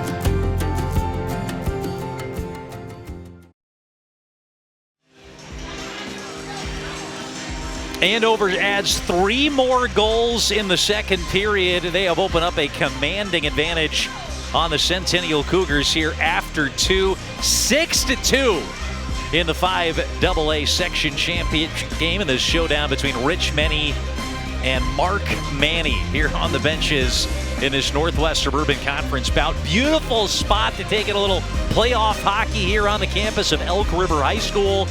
We got the Elk outside near the beautiful football field and some great hockey on display here indoors at Furniture and Things Arena. Thrown off the skate of one of the Centennial players, and Cam Langfeld, who had 2 goals in the final last year, finished off a hat trick. Dorstad would score just under a minute later. Centennial with Joey Hemmer finding a rebound at the bottom of the circle, answered back for the Cougars, but a potential dagger here by KJ Sauer, who rifled one through for his 8th of the year in 14 games. And the Andover Huskies just inevitable, Bill. They've been in Section 7 AA and made the final there for 8 consecutive years. They move over in their first year in 5 AA and are in the section final and on the precipice of reaching the state tournament for the 6th time in the last 7 years under head coach Mark Manny. That includes a 2022 title. They are a pillar of consistency, and they're getting good goaltending tonight. You see the section success right there. Obviously used to having to travel up to Duluth for the semifinals and the finals, especially as Duluth East receded as a program. Andover kind of filled the space. But then they got moved down to Section 5 this year. They had a tough path, having to go through the 4-seed Totino Grace, then the 1-seed Maple Grove in overtime, and then here tonight. But they just keep getting stronger and stronger and stronger. And I think KJ Sauer coming back and rounding into form really makes this a different Andover Huskies team. Yeah, we talked about the goaltending as being such a big factor, and give a lot of credit to Wyatt Reamer, who's been solid. Centennial, of course, have had to make the switch at goalie after giving up those 2 quick goals right away in the period. Sandberg was replaced by Quinn Gould. Reamer's been solid, but KJ Sauer, he came back when the calendar page flipped. You got to imagine it took him a little while to get his legs back under him. We talked about number 9, who's starting out on the right wing, played through multiple torn ligaments in his knees at the state tournament last year. We'd find out afterwards, and didn't join the Huskies until midway through this season. We didn't get our between periods interview recorded, Bill, but you had a chance to catch up with KJ Sauer and get a feel for how things are going in the Andover locker room. Yeah, he's just an impressive young man, and as Andover was filing to their locker room, their coaches and everybody else was kind of preaching, not too high, not too low, just stay solid. That quick rebound chance, and the Cougars will not go away. Nolan Border with his second of the game, and hold the phone. Centennial aren't through. Well, you knew with an offense this high-powered, it wasn't going to be easy, and they needed exactly this. They needed a goal 33 seconds into this third period to give them a little juice. Still only being outshot by 3 goals here as you see him go down.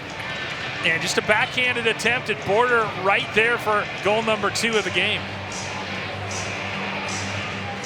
Carl's going to get the primary assist on the play. That'll be Carl's third helper of the night. Cougars, number 12, Nolan Border, assisted by number 11, Nick Carls, and number 21, Matthew Siegler.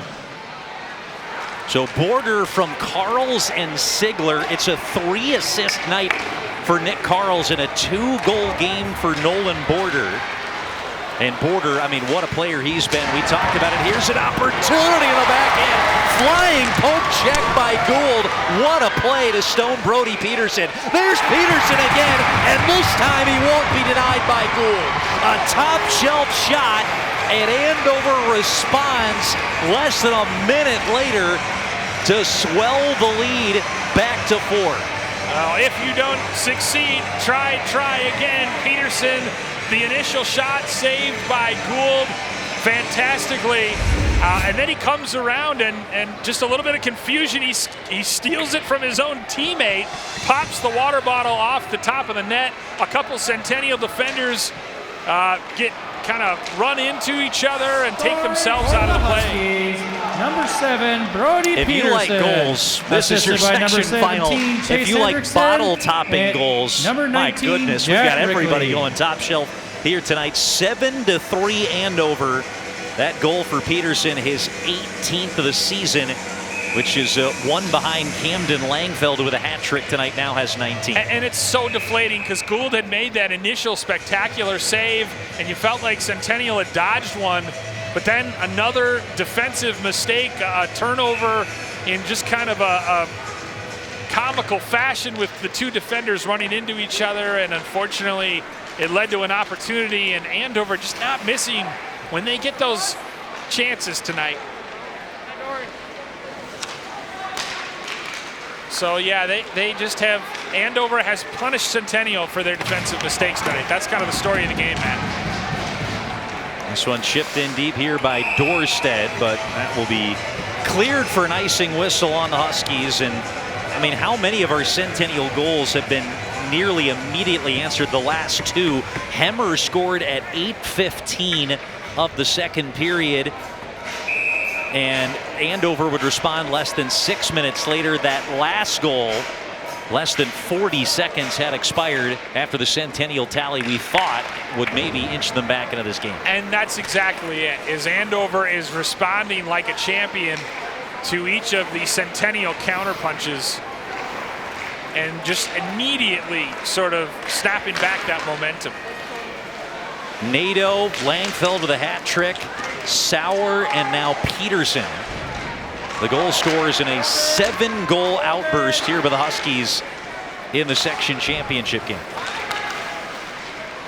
This is a team where, when we talked with Mark Manny in the week leading up to this game, he said, look, we've struggled to score goals at times this year, but as the Huskies have been prone to doing, they are figuring it out yet again at the right time of the year. The 7 goals scored by the Huskies, it is 1 shy of their, make that 3 shy of their season high. They potted 10 in a road win against Anoka back on February the 12th, but it's only the 3rd time this year they've gotten to 7 or more. That one fired wide. It was a good look right between the circles there for Gavin Cunningham. Snapped it wide. That one shoveled out on a backhand, but not all the way out by Rogers. A shot in a deflection, and the rebound on the backside couldn't be tucked home by Cooper Dykoa. And the whistle comes here to stop the play dead with 14:22 remaining. Well, it may be too little too late, but this is certainly the best in terms of grade A chances and opportunities, the best at Centennial, the most consistent the pressure has been on the Andover goal tonight. You know, underrated thing we haven't talked about, Reamer's goalie get-up, Bill. We talked about the brick wall in the back of his helmet. How do you like the old school brown goalie pads? I dig it. It looks phenomenal with the black and gold here for Andover.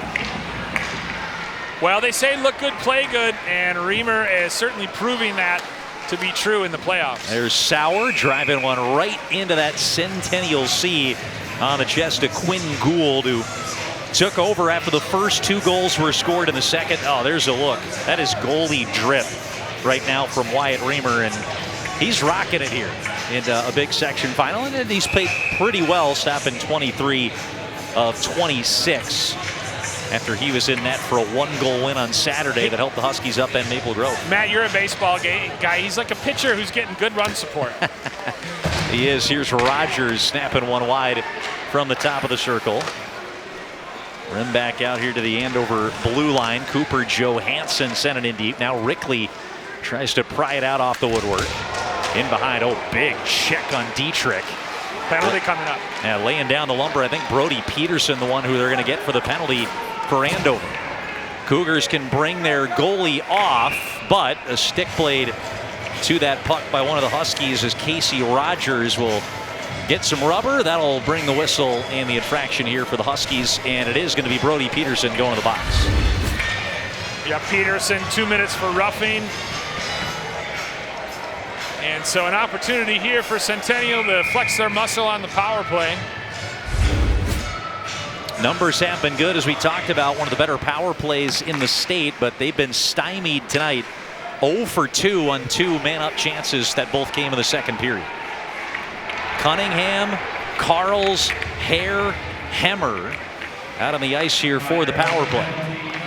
Hare up high to Hemmer. Hemmer shoots, rolled off the shoulder, nearly fell to Nick Carls on the goal line. They drop it back up high to the point man, Hare. He'll fire one, deflecting off the stick blade of KJ Sauer, and it clears into the mesh. 13-12 left to go in the third period. Cougars have about a minute and a half left of the power play. Good chance here on the drag from Hemmer, and I think Centennial has looked pretty good on the power play tonight. The last goal from Hemmer wasn't on the power play, but it almost was, as it just expired. But you know, I think their power play has actually been pretty sharp tonight, even though they're technically 0 for 2. A top unit run by Hare still remains on the ice. Playing catch with Hemmer up that left side. Snaps it across here to Cunningham. Cunningham taking it down low here to the corner. He's a Division I lacrosse commit, number 7 to Cleveland State.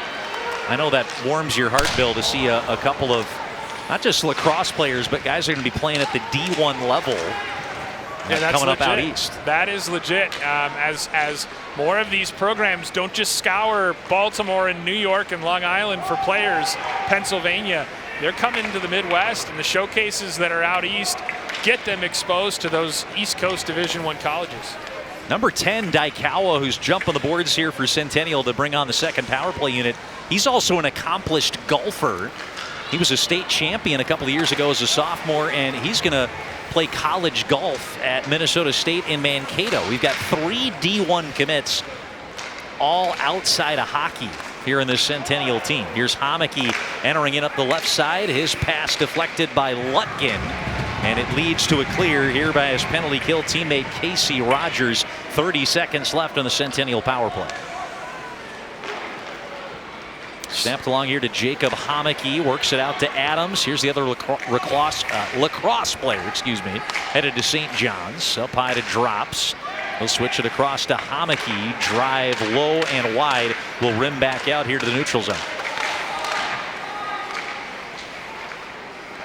Adams again with his own entry. Huskies back at full strength. Adams, little spinorama backhander.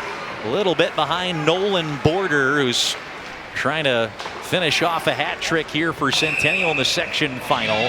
That'll go for icing against the Huskies right after they had returned to full strength. 11:23 left to go here in the third period. And look at this quote-unquote underdogs. Maybe add some parentheses around that graphic. You heard from Rich Meny before the game, Bill.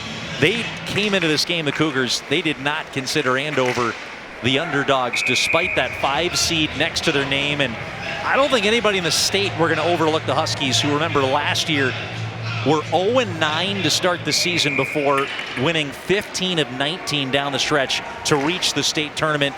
This year they come in off to an even worse start to the year, heading into the section final, but still the Andover wagon keeps on rolling. Taken away here by Keaton Coe. Stripped to the puck by Cunningham as he entered. Cougars break it out to Hemmer at the center logo. Hemmer out wide right, powers to the net, threw it out front. Couple of knifes at it by Cooper Daikawa. Couldn't tuck it home for the Cougars. Still loose. Hemmer snapped it wide off the glass. Spun back in deep by Kellen Searles. His older brother Harper, a senior on the state tournament team for Centennial 2 years ago, and his older brother a recent commit to the Air Force Academy, which is the alma mater for the Andover head coach Mark Manny. Manny played for 4 years playing college hockey at Air Force. He would go on to serve for his military duties. He flew Air Force One for 6 years before in his 50s he decided to hang up the flying wings and become a high school hockey coach. That's a pretty remarkable story, and he's done a remarkable job leading this Andover program. Took them to their first ever state tournament trip back in 2020. They won the title in 2022, on the cusp here, going for the 6th time in the last 7 years. Strong backhander by Dylan Larson, cast away off the paddle of Quinn Gould there. Jacob Homeke with the puck here for Centennial. Runs into a shoulder check there by Will Blado. And the pressure still comes from Blado as Adams will rim it back around. Cougars go for just about wholesale changes. Tucked up by Blado to Langfeld. Langfeld powers to the net. He's denied by Gould, who makes a good save and loses his goalie stick in the process. Here comes Carls up the left wing for Centennial. Throws on the brakes, bottom of the circle, and is able to lay it off here for Hare. Cooper Hare, strong poke check from KJ Sauer to knock it free for the Huskies. Intercepted here, offensive zone, forecheck takeaway, led to a shot there, zipped off the stick of Nolan Border, still looking for his 3rd goal of the night. Here's that last chance, and a strong save by Gould that saw him lose a bit of equipment there to stop Langfeld. Yeah, I mean, it's Border, I think, has been the best offensive player for Centennial tonight. Obviously, he's got the 2 goals, but the neutrals or the forecheck turnover there almost led to a hat trick for him. He has been a bright spot offensively tonight for Centennial. Oh, that one thrown out to the net front by Homeke. Cougars can't find that loose puck around the blue paint, carried out here by Andover and Brody Peterson. Ooh, nearly a hooking call that Chase Hendrickson was able to bail out on last minute. He almost hooked Mason Hare. I think the right call to leave it. Carls with a snapshot off the drop pass from Border. He continues to be active in the offensive zone here for Centennial. Yeah, good job just getting it back to the point, keeping the cycle going. 8.5 minutes left to go. Hare tried to send one in around the woodwork. He checks Hendrickson, who will chip it in deep. Peterson trying to drop back to the blue line with both teams changing. Carls and Hare tie him up along the boards in the corner. We've got 8 minutes left to go here in Elk River. And a big lead here for the Andover Huskies. They scored 3 times to open the game in the first. Scored the first 2 within 93 seconds of the second period to go up 5-1. And we've also got a change in goal here for Centennial. Senior Caden Thalhuber will take over in net. Only 3 starts this season, a 2.14 goals against average and a .918 save percentage. Nice nod to the seniors. They try to get him some action. And Rich Menny said they've got a strong goaltending room in Centennial. Thalhuber is a guy who plans on extending his hockey career next year in the NA3HL and see where it can take him, and that's the 3rd string goalie for the Cougars this year. Yeah, nice move by Rich Menny as he gets the seniors some ice time in a section final for the last 8 minutes or so. Bit of an acknowledgement, maybe, that this one's all over with the shouting. One of the things Rich Menny has constantly talked about on the Centennial team, just how tight and together this group is. It's a group of basically all guys that played their youth hockey growing up in the Centennial system. And guys, whether they're top liners or 4th liners, have all really bought into their roles. And it's just been what he has often said is a high character group that he has just had a lot of fun coaching this season. And it has been a great team to cover and watch as the year's gone along. Andover coming after the Cougars here in the section final. Hemmer taking it down low, took it behind the cage, threw it out. It was intercepted by Sauer. Stretch pass to Langfeld, scoots and scores. That's his 4th of the night, and an exclamation point here for the Andover Huskies. That was breathtaking as he zipped by the Centennial defense. And again, once he got those skates moving, got a head of steam going, there was no denying him. And he basically drove the net right down Main Street.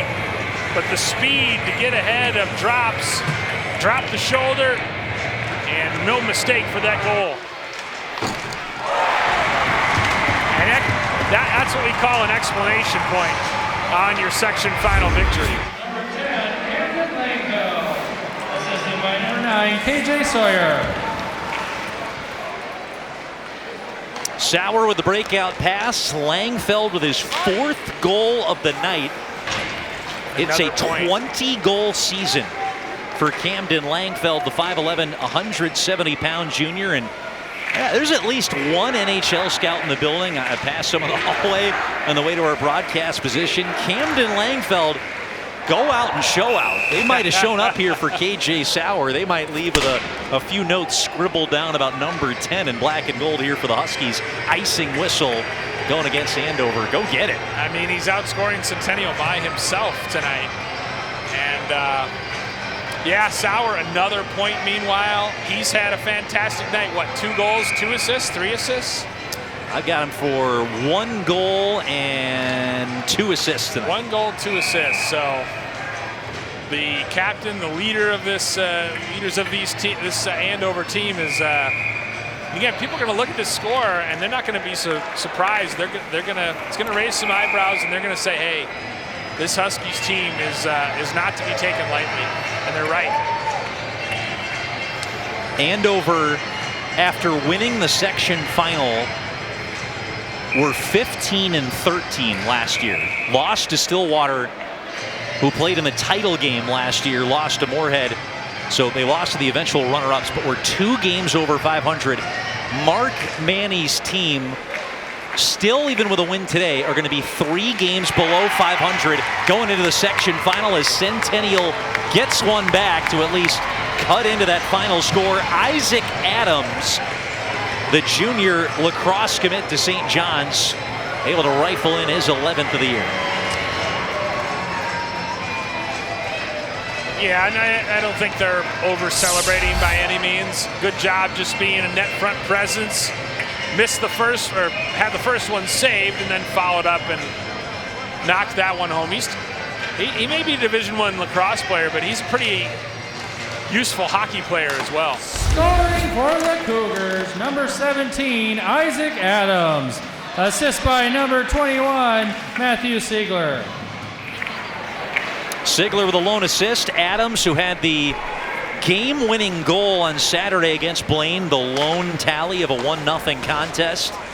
He has got his second goal of these section playoffs, and now a 5-game point streak to close the year for Isaac Adams, the third liner for Centennial. He'll be one of the strong returners coming back for Centennial next year as a senior. It is a Cougar team. They're going to lose top goal scorer Joey Hemmer. And their top point getter, Nick Carls, yep, also a senior. And so you're looking at 1, 2, 3 of your top 6 forwards all leaving for graduation, along with a handful of third-line players for Centennial. Yeah, but you know, they've got a strong program, strong in the youth ranks, so you have to imagine they'll still be a factor next year one way or another. Oh, another quick chances there in quick succession off the rebound. Mason Hare fired it in off the end wall. Now Gavin Cunningham tried to throw it out to the net front. We saw the firepower that we advertised for Centennial tonight, but Andover able to jump on the Huskies in a big game, and Centennial, they're still going to keep on scoring here tonight. All of a sudden, it's a 3-goal game with 5.5 minutes left to go. Nick Carls will notch his 20th of the season. Rather, that's Cooper Daikawa, number 10, with his 10th of the year. Yeah, another double-digit scorer for Centennial as Daikawa brings them a little bit closer. And they're right at their season averages. Andover's going to take a timeout to talk about things. A little behind the cage feed from, it looked like, number 5, Joey Hemmer, to set him up. That is the 7th double-digit goal scorer the Cougars have. For the Cougars, number 10, Cooper Daikawa. Assisted by number 5, Joey Hemmer, and number 2, Jacob Hamaiki. Yeah, the pronunciation game still a little rough on an otherwise beautiful accommodations here in Elk River. Daikawa from Hemmer and Hamaiki. Cover your ears when the PA announcement's coming through. He's, at least when he says Sawyer, he's being consistent. Well, so 7 double-digit goal scorers now for Rich Menny's team. That exceeds his last state tournament team from 2 years ago that had 6. And for the Centennial Cougars, it is now the most double-digit goal scorers they've had since the 2021-2022 team, when the Cougars had 8 reach 10 goals or more that season. Yeah, well, they've had to outscore teams this year very often. And a couple other scores from around the metro area. Lakeville South leading Farmington 3-0 in Section 1. And Minnetonka down Chanhassen in, I believe, Section 2 for 5-2 to advance to the state tournament once more. So you've got Rosemount, Moorhead, and Edina, who all punched their tickets in AA yesterday. Here's another opportunity. Langfeld to Sauer. He can't go skate to stick as Eddie drops, goes careening into the boards to tangle up with Sauer there. Another odd man rush, though, given up by the Cougars. They have not had sterling goaltending night for sure, but Centennial haven't done their trio of netminders a whole lot of favors here tonight. That one driven in by Caden Johnson and deflected out of play off the paddle of Reamer. Rosemount, Edina, Moorhead all punched their tickets to state yesterday. As you said, Bill, Minnetonka are moving on in 2AA. Lakeville South, it looks like, are close to punching their ticket. The other game going on tonight in Class AA is up at Amsoil Arena. Grand Rapids and Round Rock. That was tied the last score I saw. 1-1 is still the score up in Duluth. And then 4AA will be the last Class AA state tournament ticket to be punched. That's tomorrow night. And I know Gentry Academy are going to be playing in that game as the Cougars go empty net here to this timeout, by the way. Extra attackers on the ice. We got a lot of time left in this game. If the Cougars can keep the momentum rolling and get a 3rd goal in a row here, with the extra attacker on the ice. I mean, who knows after that? 8-5, long way to climb here for Rich Meny and his side, but I love the aggressive pull, the goalie, with just inside 5 minutes left to go. Taking the draw will be Isaac Adams. He scored the 4th Centennial goal. They'll kick out Rickley, and he's going to be replaced by Brody Peterson, who wins the snap. Still clapped around here, glances off of Hare's stick. A chance at the open net, hits the post and in. Cooper Johansson with the empty net tally, and you'd think that should do it for Andover, but we've said that a handful of times here tonight in a wild one. Yeah, and you know, it's a gamble because you're down 3 goals already, and so we'll see. We'll see if the stands start to empty, but that's about the farthest empty netter I think I've ever seen. I have 2 rows left on my score sheet. You didn't think here you for the box more score? Than that. Yeah, I got plenty of scratch paper if you need it. Scoring for the Huskies on the empty net, number 15, Cooper Johansson.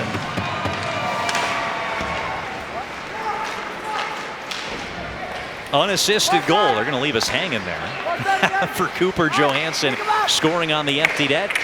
The goaltender is back between the pipes right now for Centennial.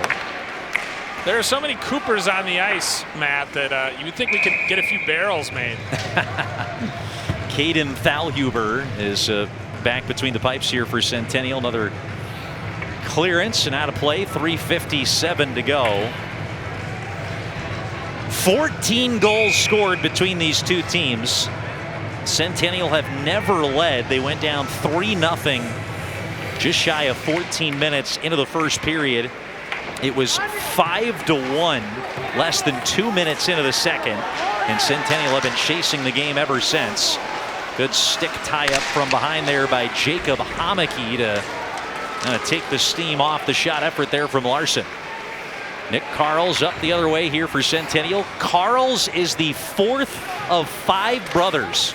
His 3 older brothers all played hockey for Coach Meny at Centennial, and all 3 of them spent some time in the Division III ranks and continued their hockey career playing for either Hamlin or Augsburg here for local programs in town in the Maya. Who's your favorite Carls brother, Bill? Oh man, the next one I think. There's one more on the way. Good answer. Border, and he gets twisted up on his way toward the net there by Lutkin. The first one I saw I think was Tommy Carls, so I'm gonna stay partial to him. Here comes Sauer in up the left side. Knocked away by Drops, and a whistle here as they're going to call slashing, and a penalty will be assessed here on Centennial. It looks like Nolan Borders going to the box. Here's my favorite Carls brother, Carl. Oh yeah, Carl Carls. Carl Carls? Yeah, it's a good one. Border continues to find his way onto the score sheet as he gets called for a hooking. Slashing. I thought it was a hook. Slashing. He's in the box for something. 2:51 left to go. Andover out there for just their 2nd power play tonight. Sauer and Langfield still playing hard. We'll hopefully talk to them in the post-game interviews. By the way, 14 goals tonight. We've got 1 empty netter and 13 even strength goals here this evening. Special teams not a factor ultimately. Good save there, moving across his crease by Thalhuber, denying the NATO drive. One of the co-captains there for Andover. He got the scoring started way back 7:19 into the first period, and he's got goals in 4 straight games. NATO did. NATO had 2 goals in the first 24 games to start the year. He's got 4 in the last 4, including all 3 games of the section playoffs. Scored the overtime winner on Saturday against Maple Grove. NATO number 8 is the most experienced defenseman on the ice for the Huskies. He's been a regular for 3 years since his sophomore year. Sauer snapped it wide off the glass. They just moved to the right places. Sauer there just kind of drifted to the high slot, waited, they fed him. I'm really impressed with the poise and the patience that Andover's played with. Fed across by Dylan Knox to Nadeau. Knox running this power play unit. Tries to set up a one-time blast for Sauer. Kind of fanned on it partially. Recollects and gets it up high to Langfeld. Here's Knox again. His older brother, a state champion for Coach Manny in 2022. And we mentioned his older bro playing at Wisconsin. That last shot was in there from Camden Langfeld. Number 5, Dylan Knox, a sophomore. His head coach called him the best skater on the team. He will get elevated minutes as his career goes along. He's still working on kind of some of the decision-making of playing the defenseman spot, but a tremendous talent and an outstanding skater. Number 5's off. The second power play unit's on. Peterson with the drive. Good blocker save there by Thalhuber, who is looking to end his Centennial career strong. The third-string goalie in with some minutes here late in the section final. 30 seconds left to go on the power play. Yeah, Wisconsin, you did a game of theirs earlier this season. They got a handful of Minnesota kids on their roster. Yeah, it was interesting. I talked to Mark Manny about Weston Knox, and he's not on a scholarship, it sounds like, at UW. He's kind of a glue guy, locker room guy, and they're hopeful that he will earn a spot of a scholarship later in his Badger career. But he's gotten into a handful of games for Wisconsin this year and scored his first collegiate goal earlier this season against Lake State. And he was a big-time locker room guy as well as blue liner for Andover and that state title team in 2022. Daikawa stripped to the puck here in the neutral zone, cleared by Peterson. We've got inside 40 seconds left to go here in the section final. It has been all Andover in this one, despite some late goals here by the Cougars. Andover led 5-1 early in the second, never trailed after jumping out to a 3-0 lead. 30 seconds left to go after another glove save by Wyatt Reamer. If you like shots and you like goals, this is a game for you. 37 shots apiece for Centennial and Andover as the Huskies lead at 9-5. Daikawa falling down to the ice as he tried to battle with Blado for the offensive zone draw. Andover, as much of an inevitability at the state tournament, and moving from Section 7 to Section 5 has seemingly not made a difference. Another clear here by the Huskies will go for icing after going to state for the first time in school history back in 2020. The Huskies are going back for the 6th time in the last 7 years, and they have now played in 9 consecutive section finals. Someone's got to print the t-shirts. New section, same result. 10 seconds left to go. An emerging power in high school hockey no more. The Andover Huskies are a brand name here in the great state of Minnesota, and they're going to the state tournament yet again. Andover makes a statement. They flipped the script on 2 losses to Centennial earlier in the year, and the Andover Huskies overcome another lengthy skid to open up the season with a trip back to St. Paul in the state tournament. The Huskies will go to downtown St. Paul and play at Grand Casino with a sub-500 record. But don't count these guys out, the 5 AA champions here in Minnesota. Yeah, a heck of a performance, jumping out to that 3-0 lead. They didn't have a ton of chances, but they made the most of the mistakes that Centennial made in the defensive zone. Very often mistakes that they forced. They were the steadier and more poised of the teams, and they are well-deserving Section 5 AA champions. Camden Langfeld leads the way with a 4-goal game in the 9 lamplighter outburst by the Huskies. They're headed to state. We're back with a post-game interviews to wrap this one up here from the Furniture and Things Arena. Matt Dean and Bill Hupp back for more from the post-game report next on North Metro TV.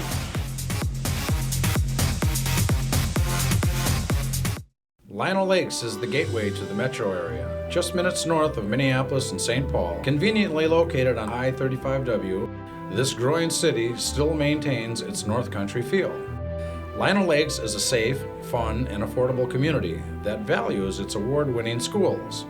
Outdoor lovers will discover miles of hiking, biking, and water trails. Growing businesses will find premier development opportunities with great freeway visibility and ready to help your businesses grow. Come to live, work, and play in Lino Lakes.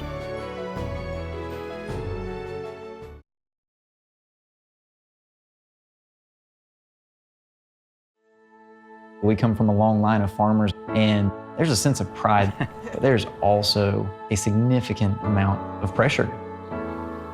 Farmers have to take care of their physical and their mental health, because what's a farm without a farmer?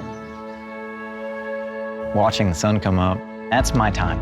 I can have a cup of coffee, and every day's a new opportunity. That's cool. Your hand's gotten so yay! Don't forget to check in on yourself. Love your mind.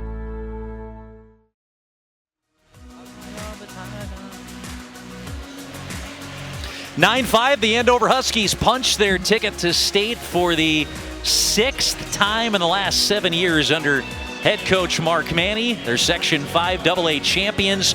We've got the runners-up awards to be handed out after a tremendous season for Centennial before the Huskies will be crowned section champions in a new group.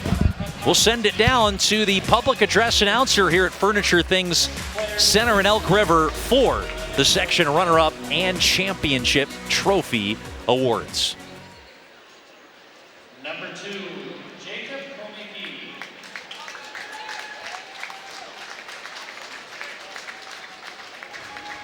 Number 3, Tanner Dietrich.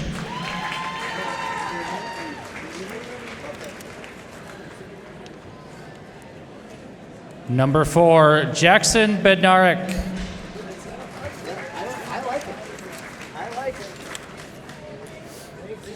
Number 5, Joey Hare.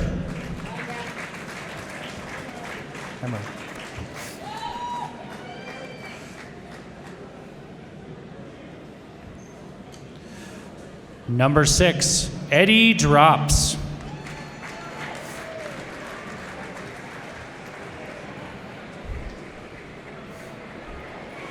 Number 7, Gavin Cunningham.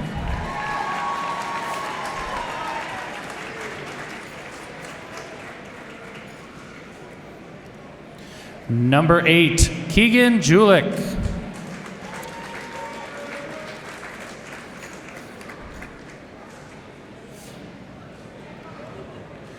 Number 9, Cooper Hare.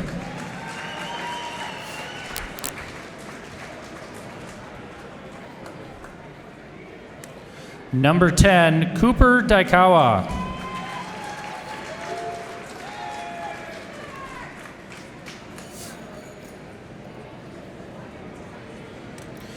Number 11, Nick Carls.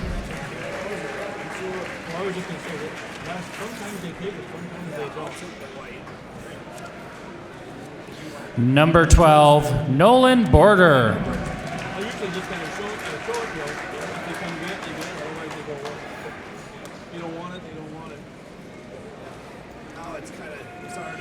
Number 13, Alex Rice.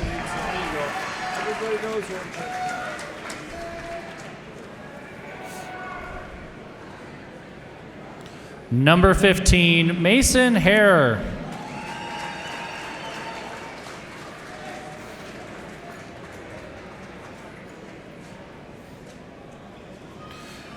Number 16, Caden Johnson.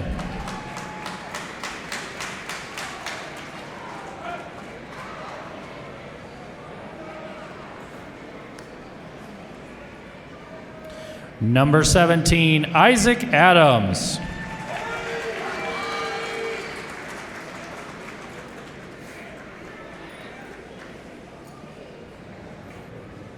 Number 21, Matthew Siegler.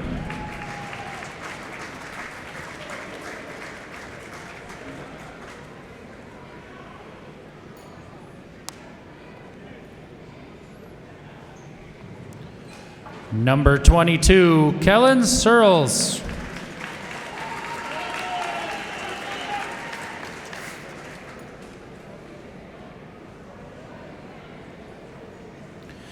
Number 30, Caden Thalhuber.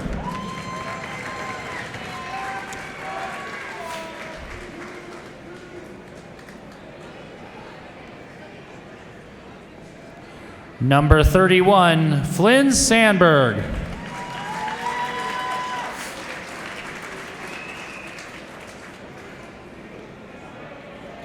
Number 35, Quinn Gould.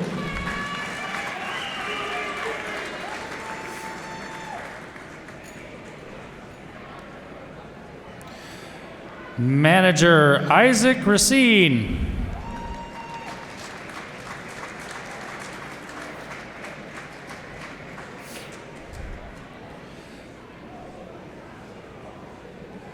And manager Beckett Babish.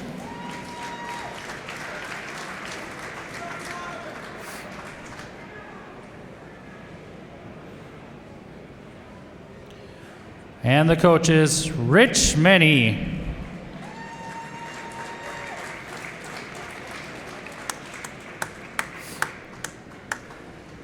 Scott Krantz.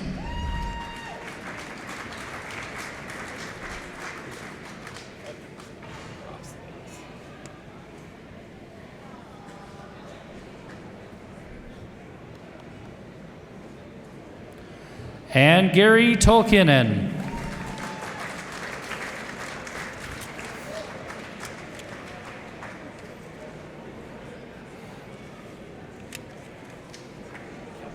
Thank you.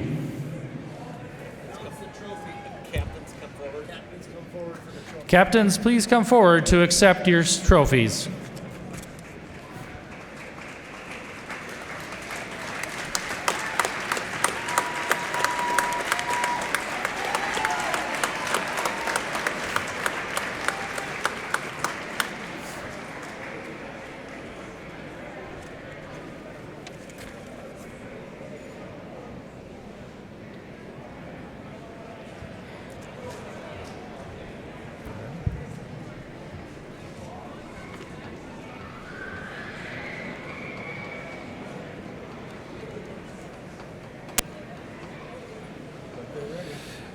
And congratulations to your Section 5AA Boys Hockey Champions, the Andover Huskies.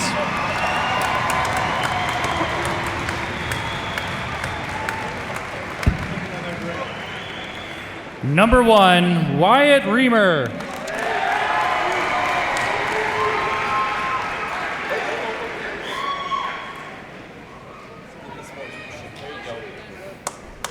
Number 3, Caleb Schultz.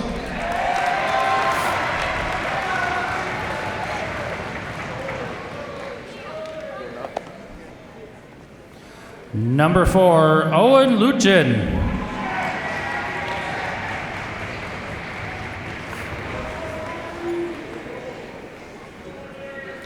Number 5, Dylan Knox.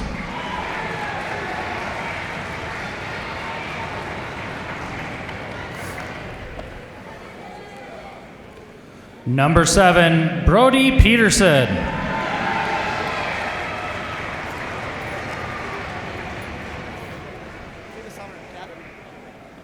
Number 8, Chase Nadeau.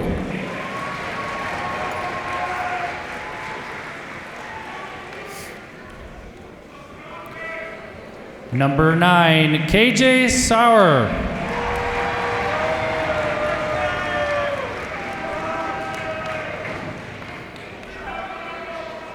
Number 10, Camden Langfeld.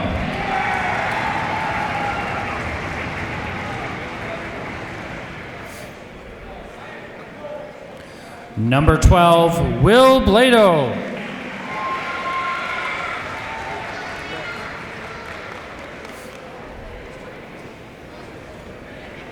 Number 14, Will Thackeray.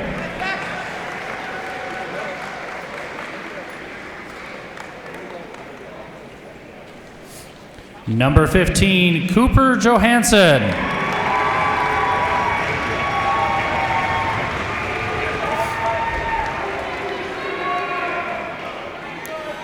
Number 17, Chase Hendrickson.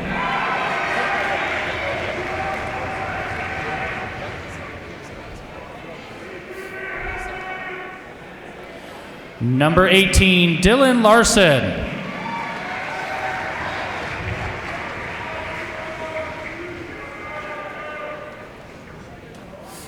Number 19, Jack Rickley.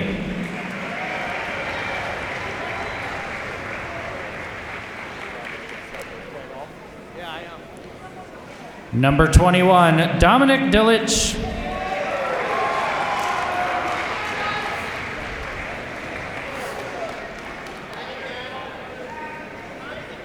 Number 22, Keaton Coe.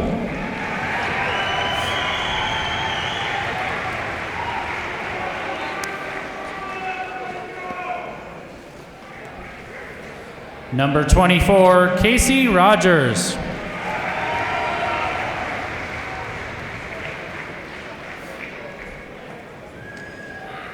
Number 26, Cade Dorstad.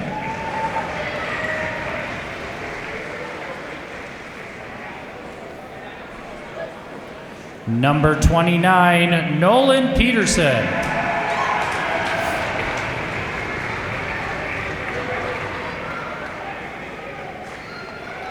Number 35, Caden Foster.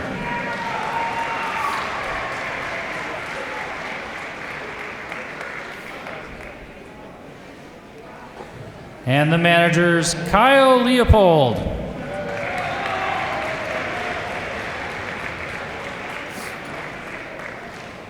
And Grayson Bruno.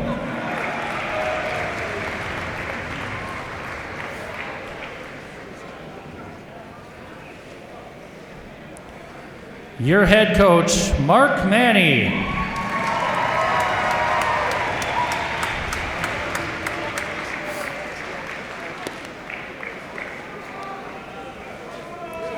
Assistant coach, Cal Dukowski.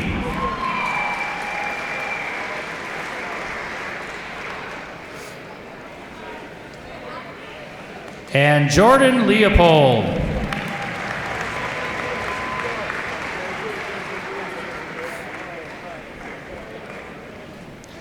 Team captains, please step forward to accept your trophy.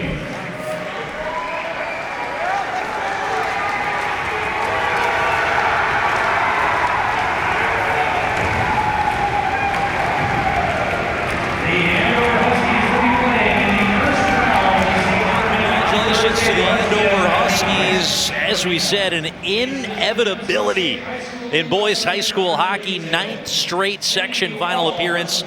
And they're going to state for the 6th time in school history. Each of those 6 trips coming in the last 7 years under head coach Mark Manny. Still more to come in the postgame. Bill Hupp is down on the ice to chat with the Huskies off a section championship victory over Centennial. Back to wrap up the broadcast. Coming your way next on North Metro.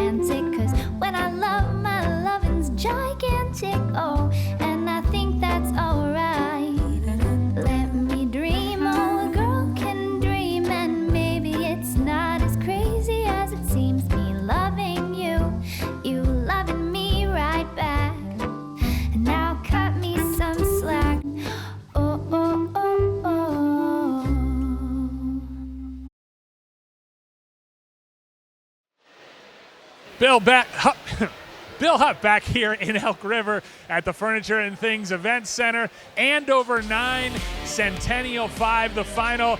The Andover once again going to the state tournament as the Section 5 AA champions. And I'm here on the rink joined by junior forward KJ Sauer, along with Camden Langfeld, another junior forward, two of the offensive stars here tonight for the Huskies. And Camden, let's start with you. 4 goals tonight. What got into you offensively? I don't know. I mean, the pucks were just going in, and KJ gave me some great feeds, and just found the net, and everything seemed to work out tonight. How important was it to score those 3 quick goals, 2 in 64 seconds, to get out to that lead and kind of take momentum right away?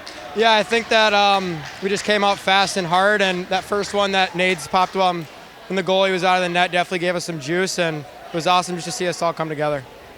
And now let's talk to you, KJ. KJ Sauer, a goal and 2 assists tonight. Offensively, you guys just really had it going. What was clicking so well offensively here tonight? Yeah, I think tonight, thing that helped us the most was just getting pucks deep, working on their D, just finishing checks the whole time, wearing them out throughout the whole game, and then like Langer said, like the bounces just kept on coming to us, and we capitalized on the chances. What is it about this team? The last couple of years, you have struggled in the regular season a little bit, but you seem to hit your stride in the playoffs. Yeah, I know. I mean, I think the key point of like the whole season is to build up towards the playoffs, and that's what we do. And we it happened the past 2 years.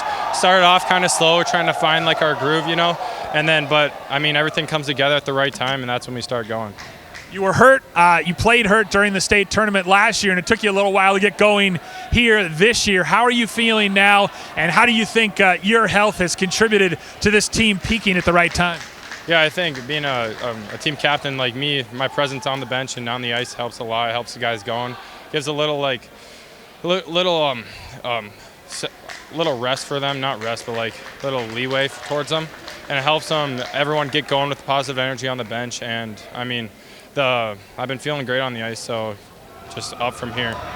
And there's something about a program's DNA, the fact that you guys have been here year after year after year. There must be something about the winning DNA of this Andover program where you guys know how to win this time of year. Yeah, I think Coach Manny has put it into our veins that, I mean, this is the time of year to start it up, to start winning. This is like the do or die moments.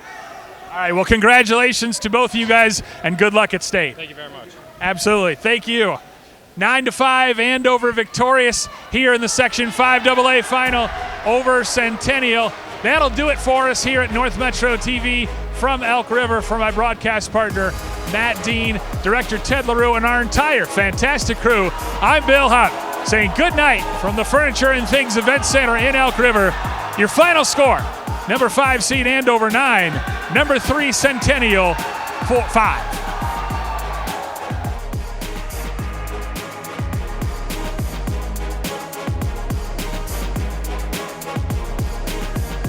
Team.